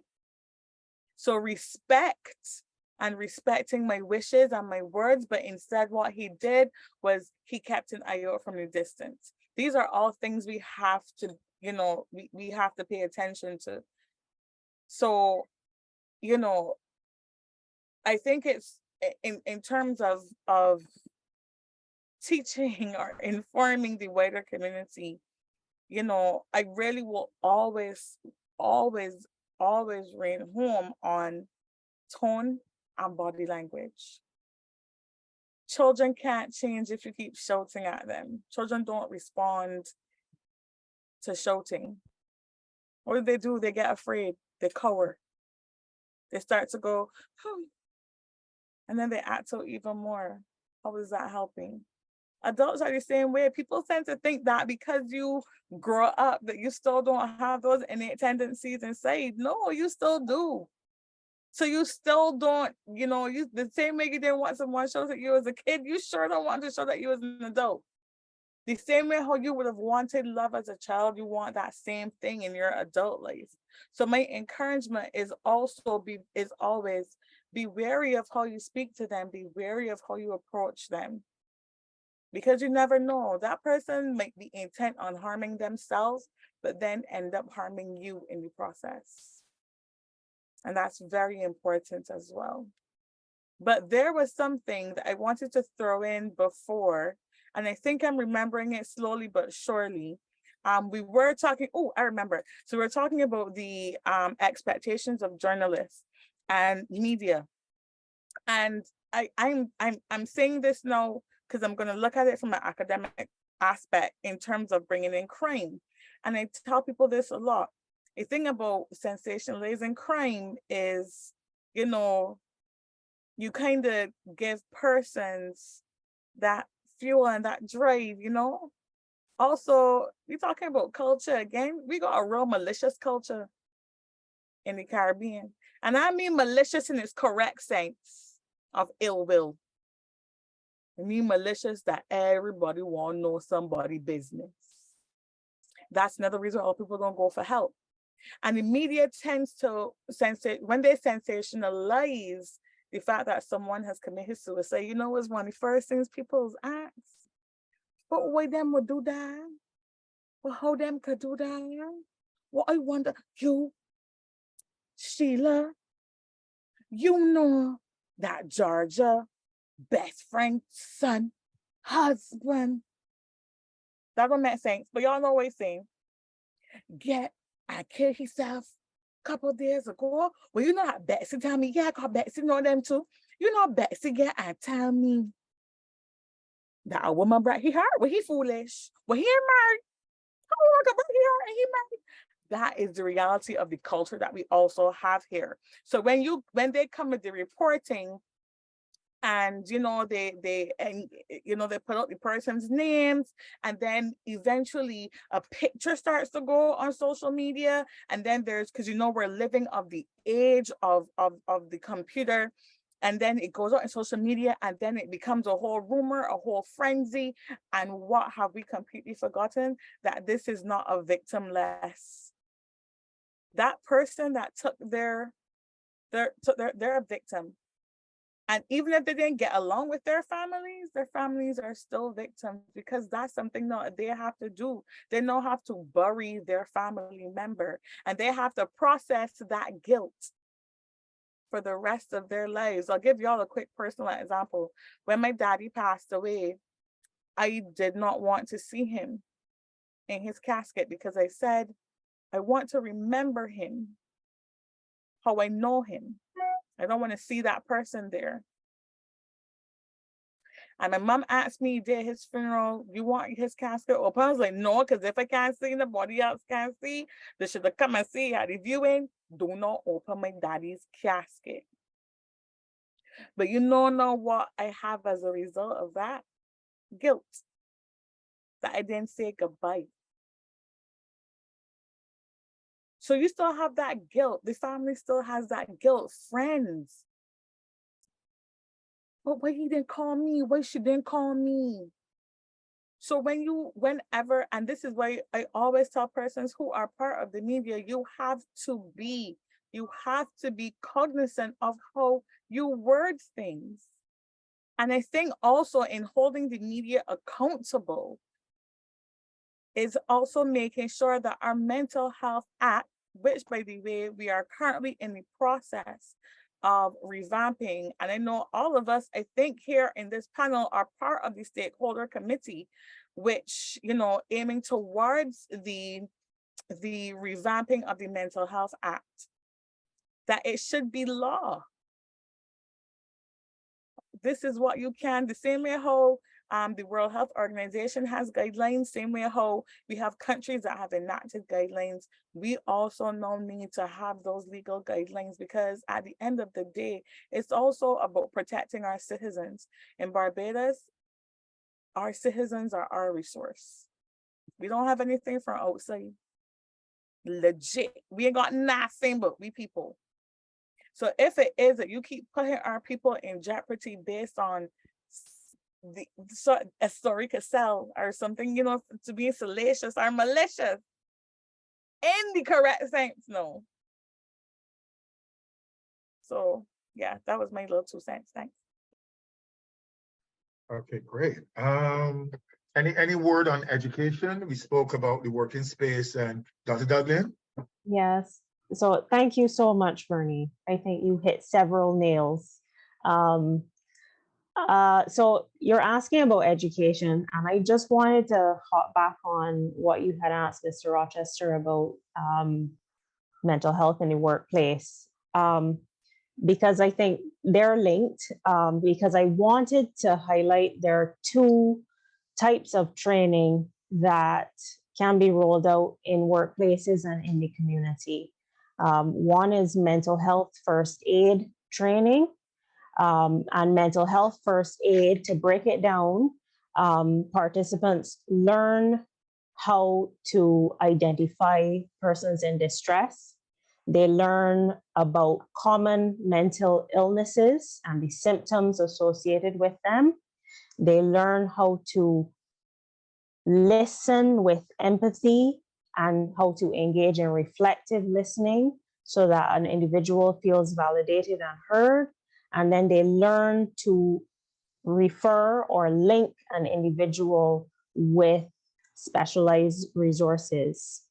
The second one is psychological first aid, which sounds very similar, but it is more geared towards a disaster response, a mental health and psychosocial disaster response.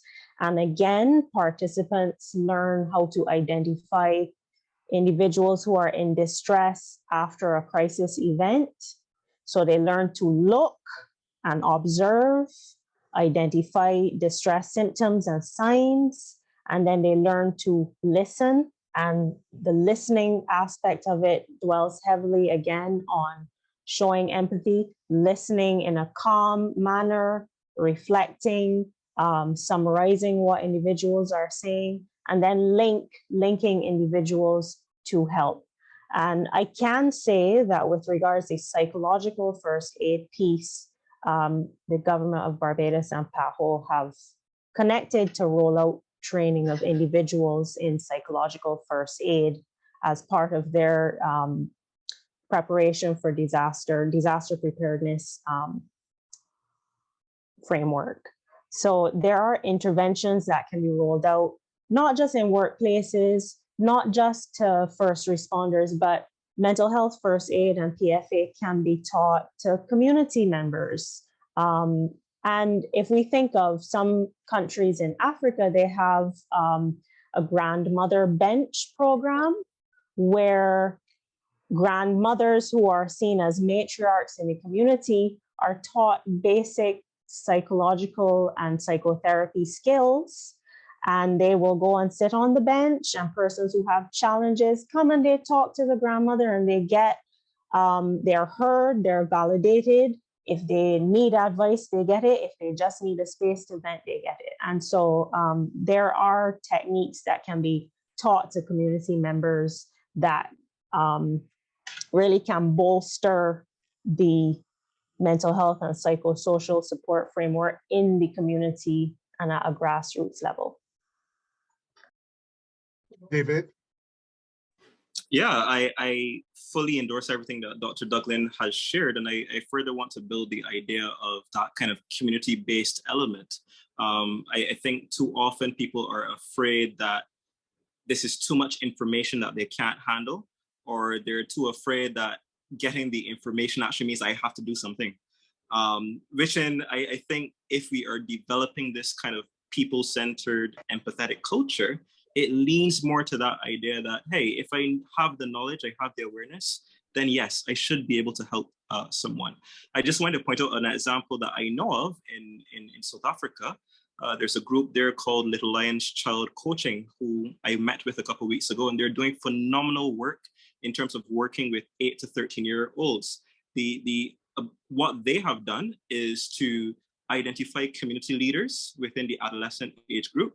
They bring them in, they train them in the very basics of mental health awareness, and they take chairs, little green chairs, back into the communities and literally on the streets after school, have little conversations with young people, talk to them about emotions, talk to them about navigating stress. And imagine they're just creating this kind of safe space for these young people. So I think too often when we think of mental health intervention, mental health awareness programs, we think, oh boy, the government has to come and do this, and the psychiatric hospital has to come and do this. Well, there are things that the average community group can do. If we're getting serious about, you know, building up our communities, keeping our young men in particular safe and off the streets and away from engaging in crime, then we need to think about engaging them in substantive activity that, you know, teaches them how to manage their emotions, how to manage their anger, how to apply for a job. You know, these kind of things help them to navigate the various life stressors that can indeed push them over the edge and increase their suicide risk. So if there was scope for educational awareness campaigns regarding STDs, regarding HIV, and we're now in the process of a very rigorous campaign around NCDs, which, by the way, mental health really ought to be a part of that whole drive. I think, therefore, that there must be scope for all of us to be active participants in a national awareness and education campaign to reduce stigma, to build hope, and to teach people, where do I go and seek help, and how do I feel empowered to do that? Okay, David, can I just reinforce something that you said? Well, since the last SIDS conference, mental health is considered an NCD, and that is critically important because then that helps to raise the awareness. Now, there are programs in the country, they're sometimes sporadic, and I must admit that there's not a whole lot of connectivity right now, but we can look towards that being established in a more concretized, formalized way going forward. That's then all the needs that we have, we then meet those needs and identify those critical areas that need to be addressed. Okay, so the thing is that Lennox actually chimed in along with what I was gonna say with David, which is the World Health Organization has now classed mental health as an NCD. So you know, in the same way, like David mentioned, that, you know, you campaign against HIV, breast cancer, all these kinds of screenings, then you know, we can very much, you know, now start this campaign. I don't know what our slogan will be, but we'll figure it out as a community. And I think, you know, it's not just waiting on government to do it as well. Like, I can't remember who mentioned it, it was David or Dr. Douglin, can't remember, but it's not just waiting on government. No, to be fair, I did the PFA that the Ministry of Health and the Psychiatric Hospital put on. I did both of them. So I did the PAHO one where you had to get the certification in the PAHO PFA first, and then you went all to the session with the Psychiatric Hospital. And it was, I mean, to have those two certifications are awesome. And I'm not just saying that because I'm a person who has a background in psychology. For the average citizen, so we're talking about very much daily lives. I think, you know, having just like how, can't remember if it's Dr. Douglin again, or if it was David that mentioned about something, it was Dr. Douglin, about having mental health first aid within workplaces. That's important. And I don't want us to automatically think that this is what, you know, the government has to tell us to do this, because no, because we keep waiting on the government to say, this is what you need to do, this is what you need to do, things don't happen. Onus is upon you as a person in your community. I like to mention, I don't know how many of you watch Robots. Great cartoon. The slogan of Robots is see a need, fill a need. And I think it's one of the greatest slogans you can ever have. See a need, fill a need. We know what the need is. We don't have to wait for them to say, oh, we're going to render a needs assessment. You don't need a needs assessment. No, you know, we know that this is what we experience in our community. So let's tackle it from there. Another thing David mentioned was what was going on in South Africa. That's a great idea. How about some of the groups that we have here decide we can have a conversation and we can do this too. We can try. Not sure how receptive, society and the public is going to be, but nothing beats a try because we're seeing a need and we're filling a need.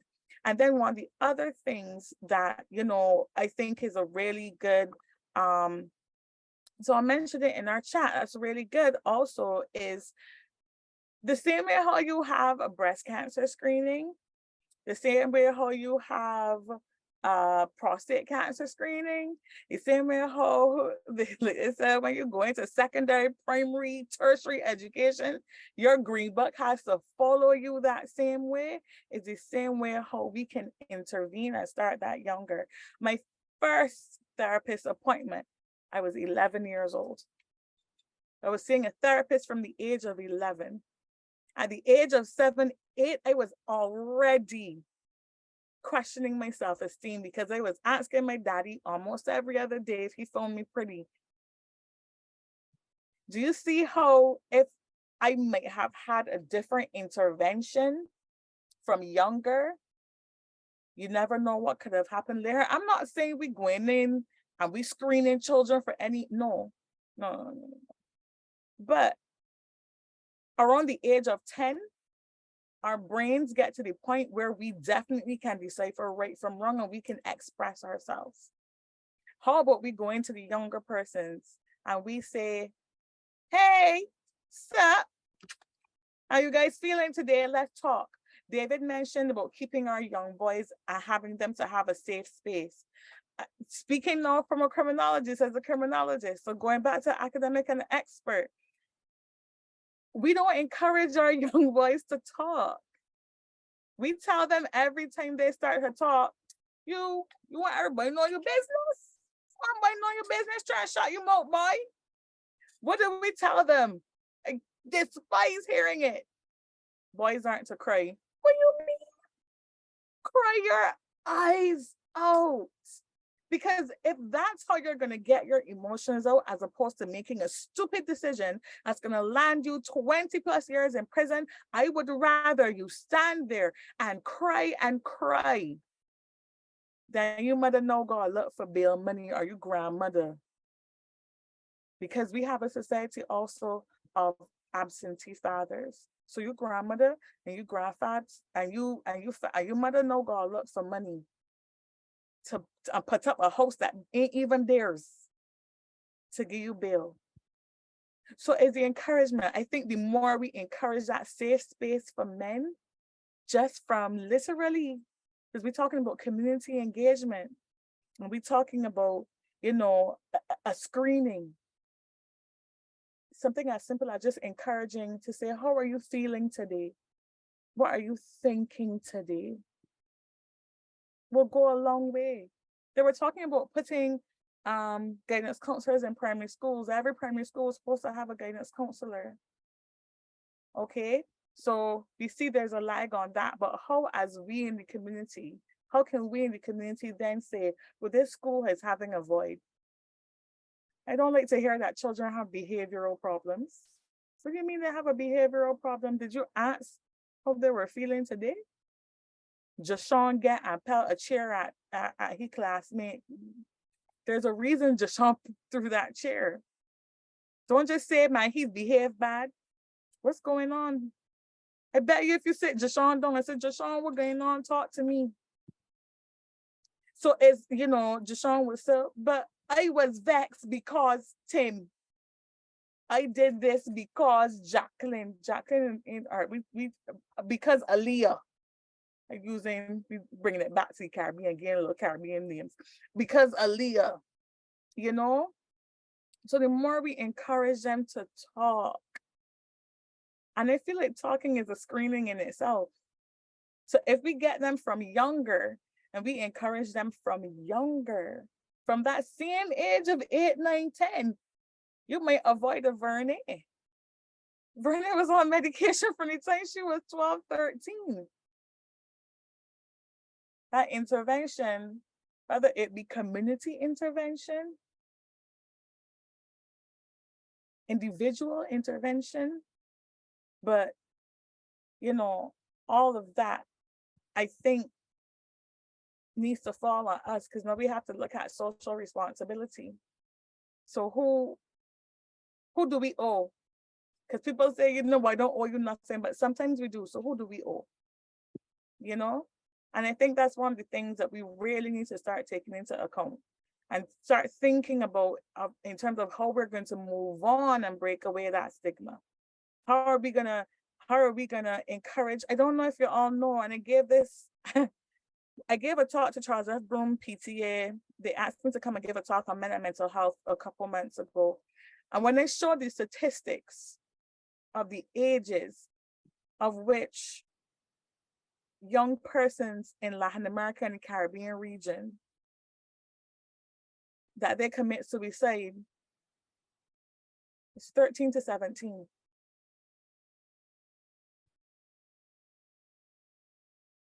And just because that's Latin America and the Caribbean doesn't mean that just because Latin America, that means that we ain't supposed to look at it. No, that's the age. And do you know why? I mean, okay, so then you say, and a lot of them are boys. And that's because we don't offer a safe space, like they said, like Dr. Douglin said. So how do we move on from there as a community? Because it's not just about the government and just about the doctors. As a community, how do we educate ourselves as a community that we try to put a little spoke in the wheels that turn in? If I can just add to what Vernèe would have shared here, I love this idea, Vernèe, of being one of those spokes in the wheel. And I go back to the original point made about even the nomenclature that we utilize around certain things. And while I take the point that the WHO has suggested that mental health be included in that, we have to really ask ourselves, has that rolled on to the general public? Have we had that kind of conversation with the public that says, look, mental health is serious business? Have we had the conversation with the public to suggest, look, this is part of our holistic effort? And so when I hear Vernèe speak about the idea of collaboration, I think we need to look at, again, and I keep going back to the point, responsibility. Because each of us has a role to play in terms of adding to this effort to build awareness, to build hope, but also make sure that people get connected to the help that they need. And so when we talk about government's efforts, even in terms of planning out, I'm happy that, for instance, young people have been included in this process in terms of the new mental health plan and so on. But I think we need to look at, okay, what more can the community at large be doing? What more can we be doing in our schools? And I think one critical element has to be the development of synergies. We cannot have a situation where the Ministry of Health, the psychiatric hospital is doing all they can, or mental health professionals are tired too, and they can't be made to carry the entire brunt of the work. And so we have to look at how can the Ministry of Education, the Ministry of Youth, and all of the other sectors and stakeholders get involved to move forward this action. And so I fully endorse what Vernèe has shared, but I do call on everyone who's here in whatever capacity you are in, you have an ability to intervene. It doesn't necessarily mean going and studying psychology for 4 years and getting super qualified. But in terms of even practicing empathy, making sure that you engage with others that you see every day, and realizing that we are not at all powerless to intervene here.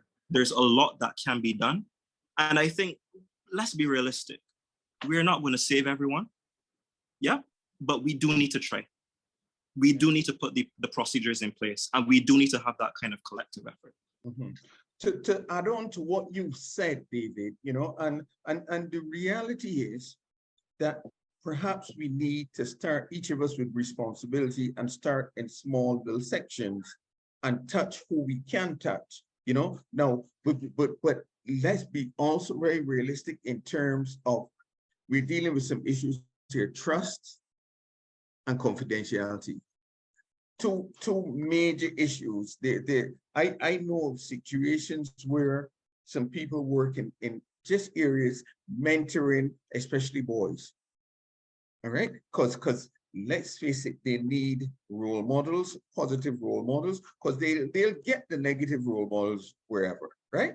And sometimes they get the negative role models because the so-called don't know any better, because nobody has, there have not been any positive males around. Now, the thing is, behavior is learned. If you can get a positive role model in there, the spin-off can be profitable and can be, let's use the word edifying, which adds value and all that to them, right?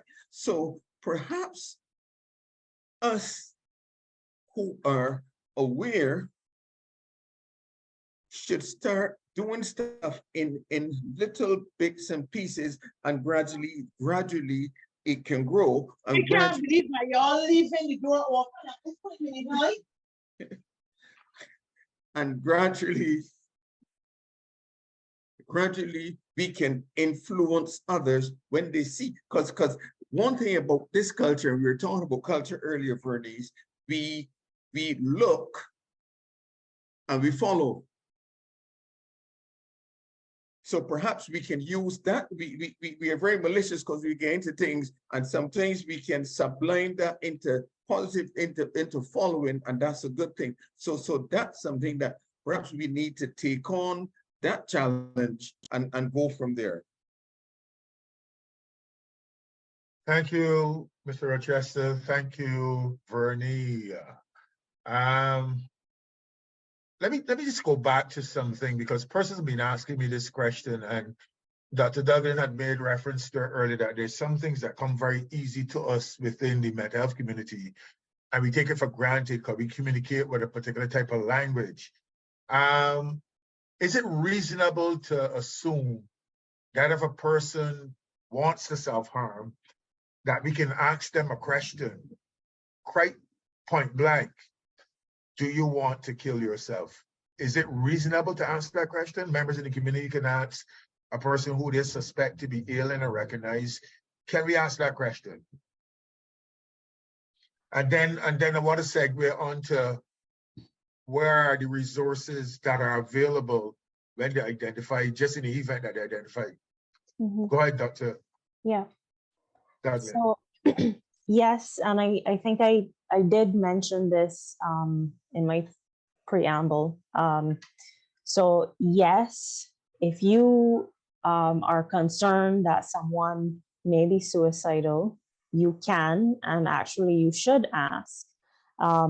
What I will say is take a point from what Vernèe said, and you ask in a calm, kind, compassionate way, right? So you do ask directly, but your tone and your manner is important. And if you think about how would I want someone to approach me and speak to me if I am feeling the worst I have ever felt in my life, how would I want someone to speak to me? That's how I can speak to someone else.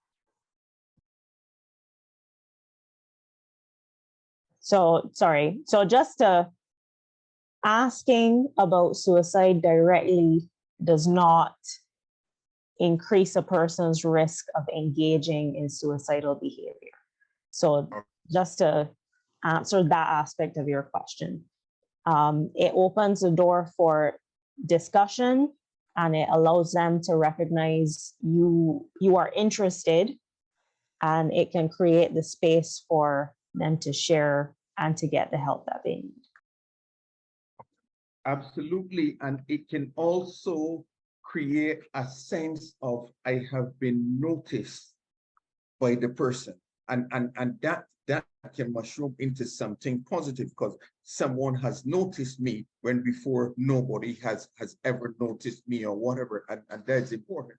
Now we have to recognize that those conversations may be uncomfortable, they may be a little bit scary as well, but there's no, I'll say this, it doesn't have to be, because remember, having that conversation alone can increase that person's hope, and that's what we're looking at, increasing hope. So that's important. Absolutely, yes. I just want to say one thing about this discomfort that we have with difficult emotions. And I think that goes back to how our culture, how we're sensitized. And I think if we could drive home the point that it is okay to be uncomfortable, just like it is okay to have a difficult emotion in the first place, it's okay. I think that can open the door for people being more willing to genuinely ask, how are you doing, and wait to hear a response. Okay, thank you. At this time, we have another 15 minutes or so. Is there anyone in the audience who have something very burning that they would like to perhaps add or say? Ryan, is it possible you can let someone come in with a raise of a hand and make their contribution? Because I want to get the feel of what's happening out there in terms of our audience and what they're experiencing with our presentation. So if it's at all possible that you can raise your hand, and Ryan, we can let at least 2 or so persons in for these last few minutes, I'd be more than willing to have that engagement.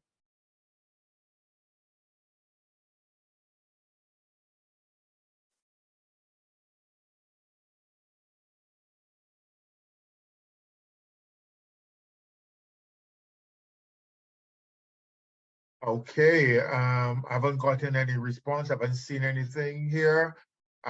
Someone asked in the chat, are there any statistics pertaining to what's happening in Barbados as far as suicide is concerned? Anyone in the panel have any information pertaining to the statistics, what's happening? What our Barbadian profile looks like? Yeah. So I think the most up-to-date statistics we have are from 2019. And that was a suicide rate of 0.6 per 100,000 population. And that has been fairly stable, I believe, over the past decade. What I will say, though, is we don't yet know what the fallout from the pandemic is. And I will say that while we can recognize that our rates are low, we are in a region which has seen suicide rates increase between 2000 and 2019. And so as a region, collectively, there is need to take action to kind of change this trajectory. Great. And to conclude, my final question to the panel would be, after I answer this question and your major contributions, I would love everyone to have a concluding statement, a parting statement. Are there any legislative or policy changes that would improve suicide prevention efforts? And I remembered Vernèe called for the legislation as far as the Mental Health Act to be revisited. But are there any specificities that you want to mention pertaining to the Mental Health, Vernèe? Sorry, I keep pronouncing your name incorrectly, Vernèe, Mrs. Sobers. But can we, and I know that David is calling for community action and greater involvement. And I know that Vernèe also said something about the paradigm of the top to bottom. And David said, meet it in the middle where the bottom is activated, the top is activated, and we meet in the middle to have these level of discussions. But I want to know, is there any legislative type of action that we can take to further strengthen our response and our ability to mitigate against some of these challenges? I just want to make this other statement. Please hold on to that for a sec, because I saw something very disturbing once where a person made a suicide attempt and they were hospitalized. And while they were receiving visitors in the hospital, their relatives were telling them that they're foolish to be doing this over the presumption it was over another person, a guy. It was a female, and the relatives said, "You're foolish. You're doing this. You're doing that. You're doing this." And I really want to put it within the space that as much as the person who's supposedly injured is coming into hospital, we really need to pay some attention to the family, because I also think that the recovery process can be a very daunting one, especially with making several attempts prior and this one causing hospitalization. And so I'm just throwing that in there based on a very personal experience I had, but I still want to address the issue of the Mental Health Act and perhaps some policies that we can put in place to safeguard and ensure that relatives get the information, the client gets the information, and so the floor is you guys. Your floor belongs to you guys. Okay, so I'm gonna throw in really quickly. Yeah. So I'm gonna start by stating that there is a projected, there is a trajectory on the revamping of the Mental Health Act. Like I said, I think all of us on here are part of the stakeholders list.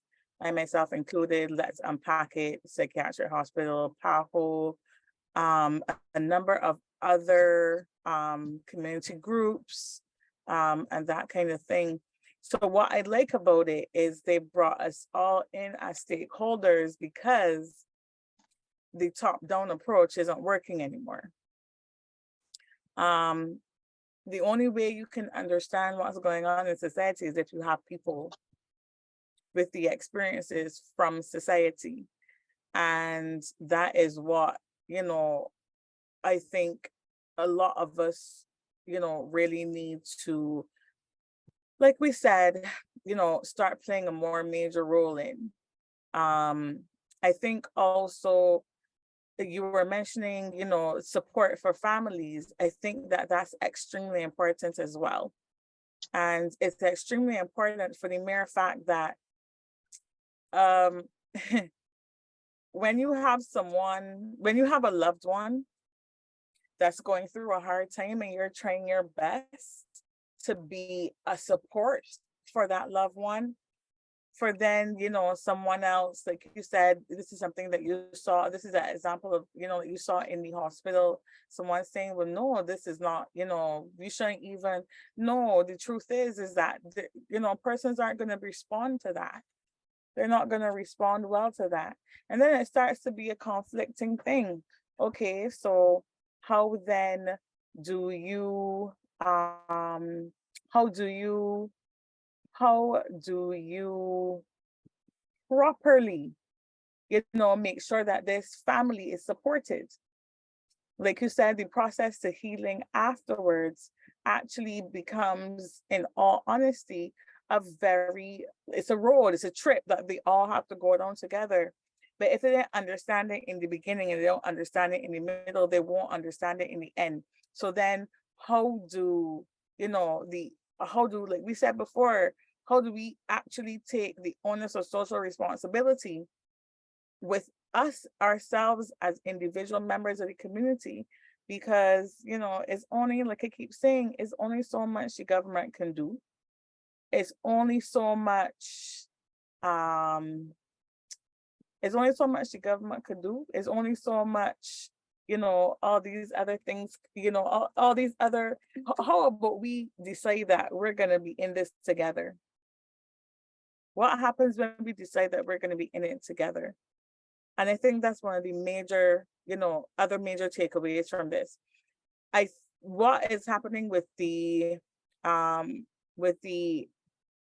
Mental Health Act is, and I think someone else, there are other people that were in here that already meeting last time, but they're starting up with, because there's already a mental health commission that's not a part of this, but they're starting with the idea of having a committee. They have that projected to be formed by next year. We're almost at the end of the year. I saw somebody say that we at Christmas already, so the already next year is one of the is where they want the committee. So they want the act to they want that to come sooner rather than later, because the truth is like we said, like Mr. Rochester said, we don't want to see pandemic over, because it ain't over. COVID ain't over. But what COVID has done is that it's taught us a lot, especially as it relates to taking care of ourselves. So then social responsibility comes in again. As a community, how can we take care of ourselves? I think one of my other panelists can answer that. Dr. Douglin, I actually have a question for you surrounding this, which is, we were talking about, the same PFA and mental health first aid for companies, workplaces. Everything we've talked about this evening, taking that all into consideration, do you think there is, how do you think we should actually go about getting that mental health first aid within workplaces? Is it that, can a group of us say, okay, we're gonna come to the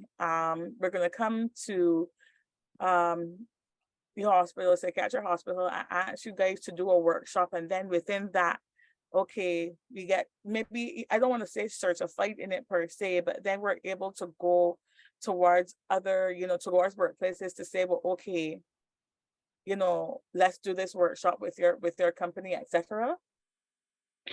Yeah, so from a private perspective first, there are a number of mental health first aid organizations. I know there's Mental Health First Aid England. I know there's Mental Health First Aid Canada, and private organizations can pay for their employees to get mental health first aid training. And those organizations also have train the trainer courses. So an employee can go and train as a trainer and then come back and share with colleagues. From a public perspective, so organizations that are associated with government, I believe that there was a train the trainers course in mental health first aid done before the pandemic. I was not involved in that like I am with PFA, so I can't tell you how the rollout of that has gone post-pandemic. But yes, it would look similar. Whereas with PFA, there's a PAHO course. So you have modules, which, it's academic style learning with the modules online. And then you come together in person and you do practical role play and engage with a group in learning PFA. And then each person who has done PFA can share that with members of their organization, their community. And so we have individuals from faith-based organizations, so pastors, church deacons. We have individuals from disaster preparedness organizations. So we've had a number of DEO members come and do PFA. And so it can be rolled out in the community in that way, where I learn it and I teach it to you. And I'm a member of a small group and I learn it and I teach it to the others in my small group and they teach it to other organizations they're affiliated with, and so on and so on. So that is how it can be rolled out in the community. I think that there was a mental health first aid course available on Coursera. It was done through a reputable university. I'm not sure if it's still available too, but there was one available there. And it's still there. Yes. There's at least 3 or 4 of them. Yes. And they're still there. And the thing is that through the NTI, you get access to Coursera free for certain courses through the NTI. And there are at least, like I said, 3 of them that are being offered through the NTA. One is actually being offered by Johns Hopkins. And as we know, Johns Hopkins is one of the most leading universities, hospitals in the world. I'm currently, even though I did the one from PAHO and the one with the psychiatrist with Dr. Douglin, I'm actually doing that one with Johns Hopkins as well, just to have, the experience from the certification from the US side, So yeah, they are still available, and I would encourage anyone to get on the NTI free courses trained, because there's a lot now, especially to do with mental health, on Coursera. Just to bring it to a close on the question, Mr. Gaskin, if you allow me, Yeah. I think coming back to the crux of what we can do in terms of the policy space, I think Vernèe has done a good job of explaining that the work is already essentially being done. And I do want to also encourage the fact that, you know, we need not have to start from scratch when we're considering policy decisions, given that the WHO, for instance, has provided a very comprehensive way in which nations can execute. I think it's called the Live Life approach, which has like 4 key criteria. I've written them down: limit access to means, responsible reporting, fostering social emotional life skills, and early intervention. General crux of it. And all of our policy decisions can be tied to that. But I think even in terms of exploring the Mental Health Act, great starting point. But one of the other key recommendations is a standalone suicide prevention kind of plan and policy as well, that contemplates things like how we're going to run the hotline, how are we going to provide the necessary follow-up that Dr. Douglin is talking about, even in terms of integration, the fact that everyone who is at risk of death by suicide is not necessarily presenting at QEH, is not necessarily presenting at the psychiatric hospital, but might be out in the community. And there's somebody out there who can detect that. I think it's one thing to talk about the idea of policy. And by all means, I believe the government has a role, number one, to protect the most vulnerable in society, but to also set the tone. So I don't want people to feel as though we are going about legislating and developing policy just so we can create this kind of punitive ideal. It's also about shifting the culture and shifting the narrative that we talk about. Because I have a colleague who always says when the Prime Minister says anything, people do it. When she says prepare for a hurricane, people do it, right? So there's a general understanding that the government has a role in terms of setting the tone and setting the agenda in terms of the nation following. So when government communicates to us that, look, mental health is a priority, so we're doing a mental health act, we're doing a standalone suicide prevention plan as well, it then follows on and kind of motivates the rest of us to come up a level and take it a bit more seriously. But I think the final point that I'd like to wrap up on is that nothing that we're talking about will be successful unless there are people that are going to work every day to make it happen. And that's why one of the critical considerations of any mental health policy must be to set up some kind of secretariat, set up some kind of team. And I'm assuring you as well that this is something that has already been contemplated. So I hope that next year, this time, we'll be in a better position to say, look, we've done this, we've started the groundwork, and we're able to implement and at least have a central area that says, look, Ministry of Education is doing this, Ministry of Health is doing this. This is how the general community can be a part of the whole campaign as well. Okay. Oh, sorry.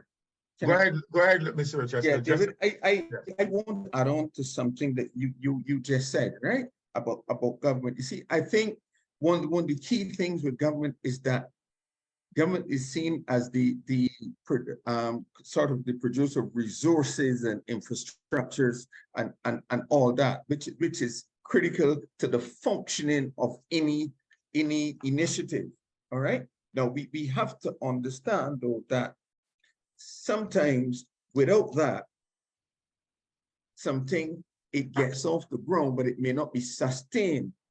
All right. So we have to work hard of getting buy-in from other sources in order to carry forward certain initiatives. And I think the general conversations about mental health, because there are still very, very mixed views and mixed interpretations of mental health, although it's used all over the place. We have to get to a common language so that everybody knows what everybody else is talking about. You understand what I'm saying? And that's one of the initiatives we need to get to, all right? And also to be able to work with a broad spectrum of people at all different levels so that every person can engage on their level. Okay, we must conclude, but before we go, I want to challenge my panel to their creative imaginations and their thinking to leave me with a very provocative line, one-liner or so, pertaining to everything that we've discussed this evening. I know David said, ask, care, and treat. Do your best to facilitate me in this regard in terms of give me something very provocative and something that would really kind of resonate in terms of, yeah. Could that person please mute the mic?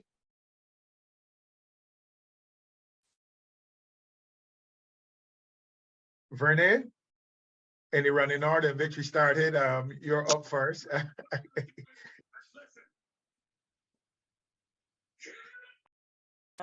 Sorry, so key takeaways, sorry? Yes. Something provocative and stimulating. Truthfully, I honestly think this was a great discussion. I am not lying. This was a great discussion. It was a discussion, a conversation that was needed, is needed, that we need to have again, not just because, you know, we have World Suicide Prevention Day coming up, but just because, you know, we're having this prevalence in society of suicides. The CDRC earlier at the last SIDS WH-PAHO SIDS Ministerial Conference at LESC in June, I had a chance to chat with one of the researchers at the CDRC, which is the Chronic Disease and Research Center. And she mentioned that there were more, she couldn't share the numbers exactly, but that there were more suicides this year than this same time last year. Which means that this is a conversation that we need to have more of. And I'm not gonna lie, it's been nothing short of amazing sitting down with you guys and hearing all of us, you know, talk, and the fact that we're all in agreement of the same things. And we know what we expect, and we know what we'd expect someone to do for us. So now it's a matter of us knowing what, you know, reciprocating that, right? And that's my 2 cents. Thank you. Dr. Douglin. Okay, I want to thank all of the panelists. I think this was a really robust discussion that we had and very timely.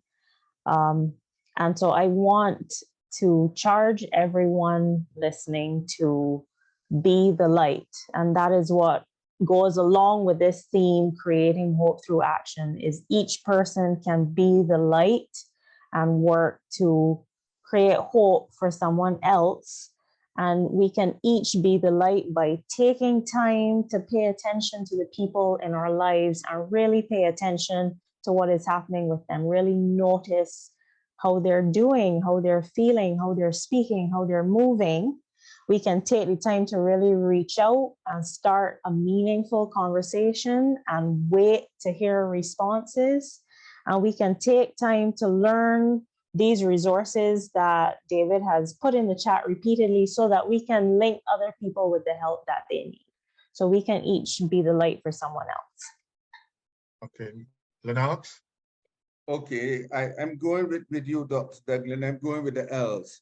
And my statement is listen, learn, love unconditionally, and above all, live.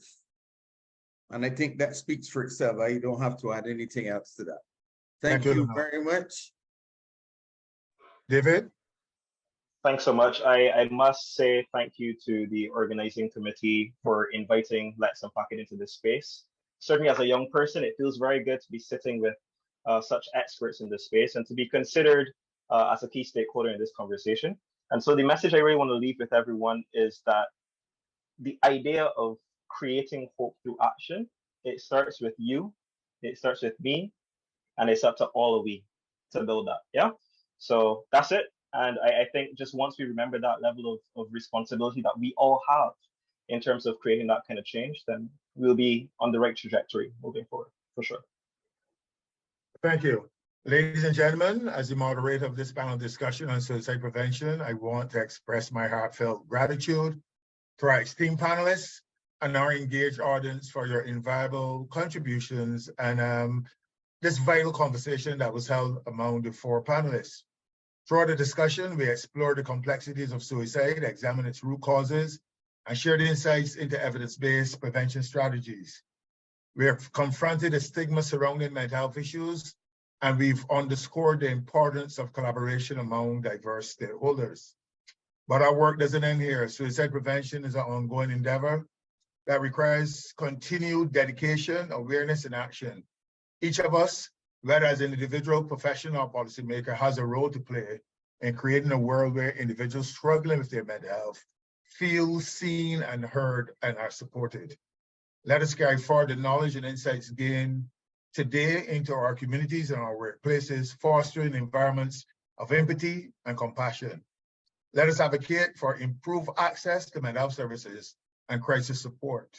And let us remember that even the smallest acts of kindness and understanding can make a profound difference in someone's life. In closing, let this discussion serve as a catalyst for change, a reminder that together we can and must work towards a future where suicide is a preventable strategy. Thank you for your commitment to this important cause, and I encourage each one of you to continue the conversation, take action, and be a beacon of hope for those in need. Together, we can make a positive impact and save lives. Good night, ladies and gentlemen. That concludes our podcast.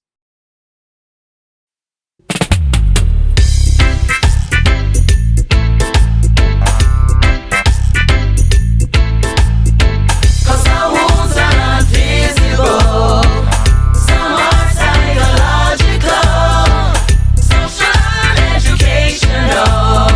Cause our wounds are not visible. New diagnosis, I can't explain. No one's around, no one's listening. Thoughts are running, speech rambling. The way I'm feeling is too much pain. But please don't lose hope. Talk to someone, you must learn to cope with any problem. Many places are willing to help you to achieve the best mental health. Whoa, yeah. Cause our wounds are not visible. Some are psychological, social and educational. Cause our wounds are not visible. Relationships often pressuring me. At school and at work is anxiety. No bother but me, society. I'm facing a different reality. Leaving home, I find myself on the streets. I thought these substances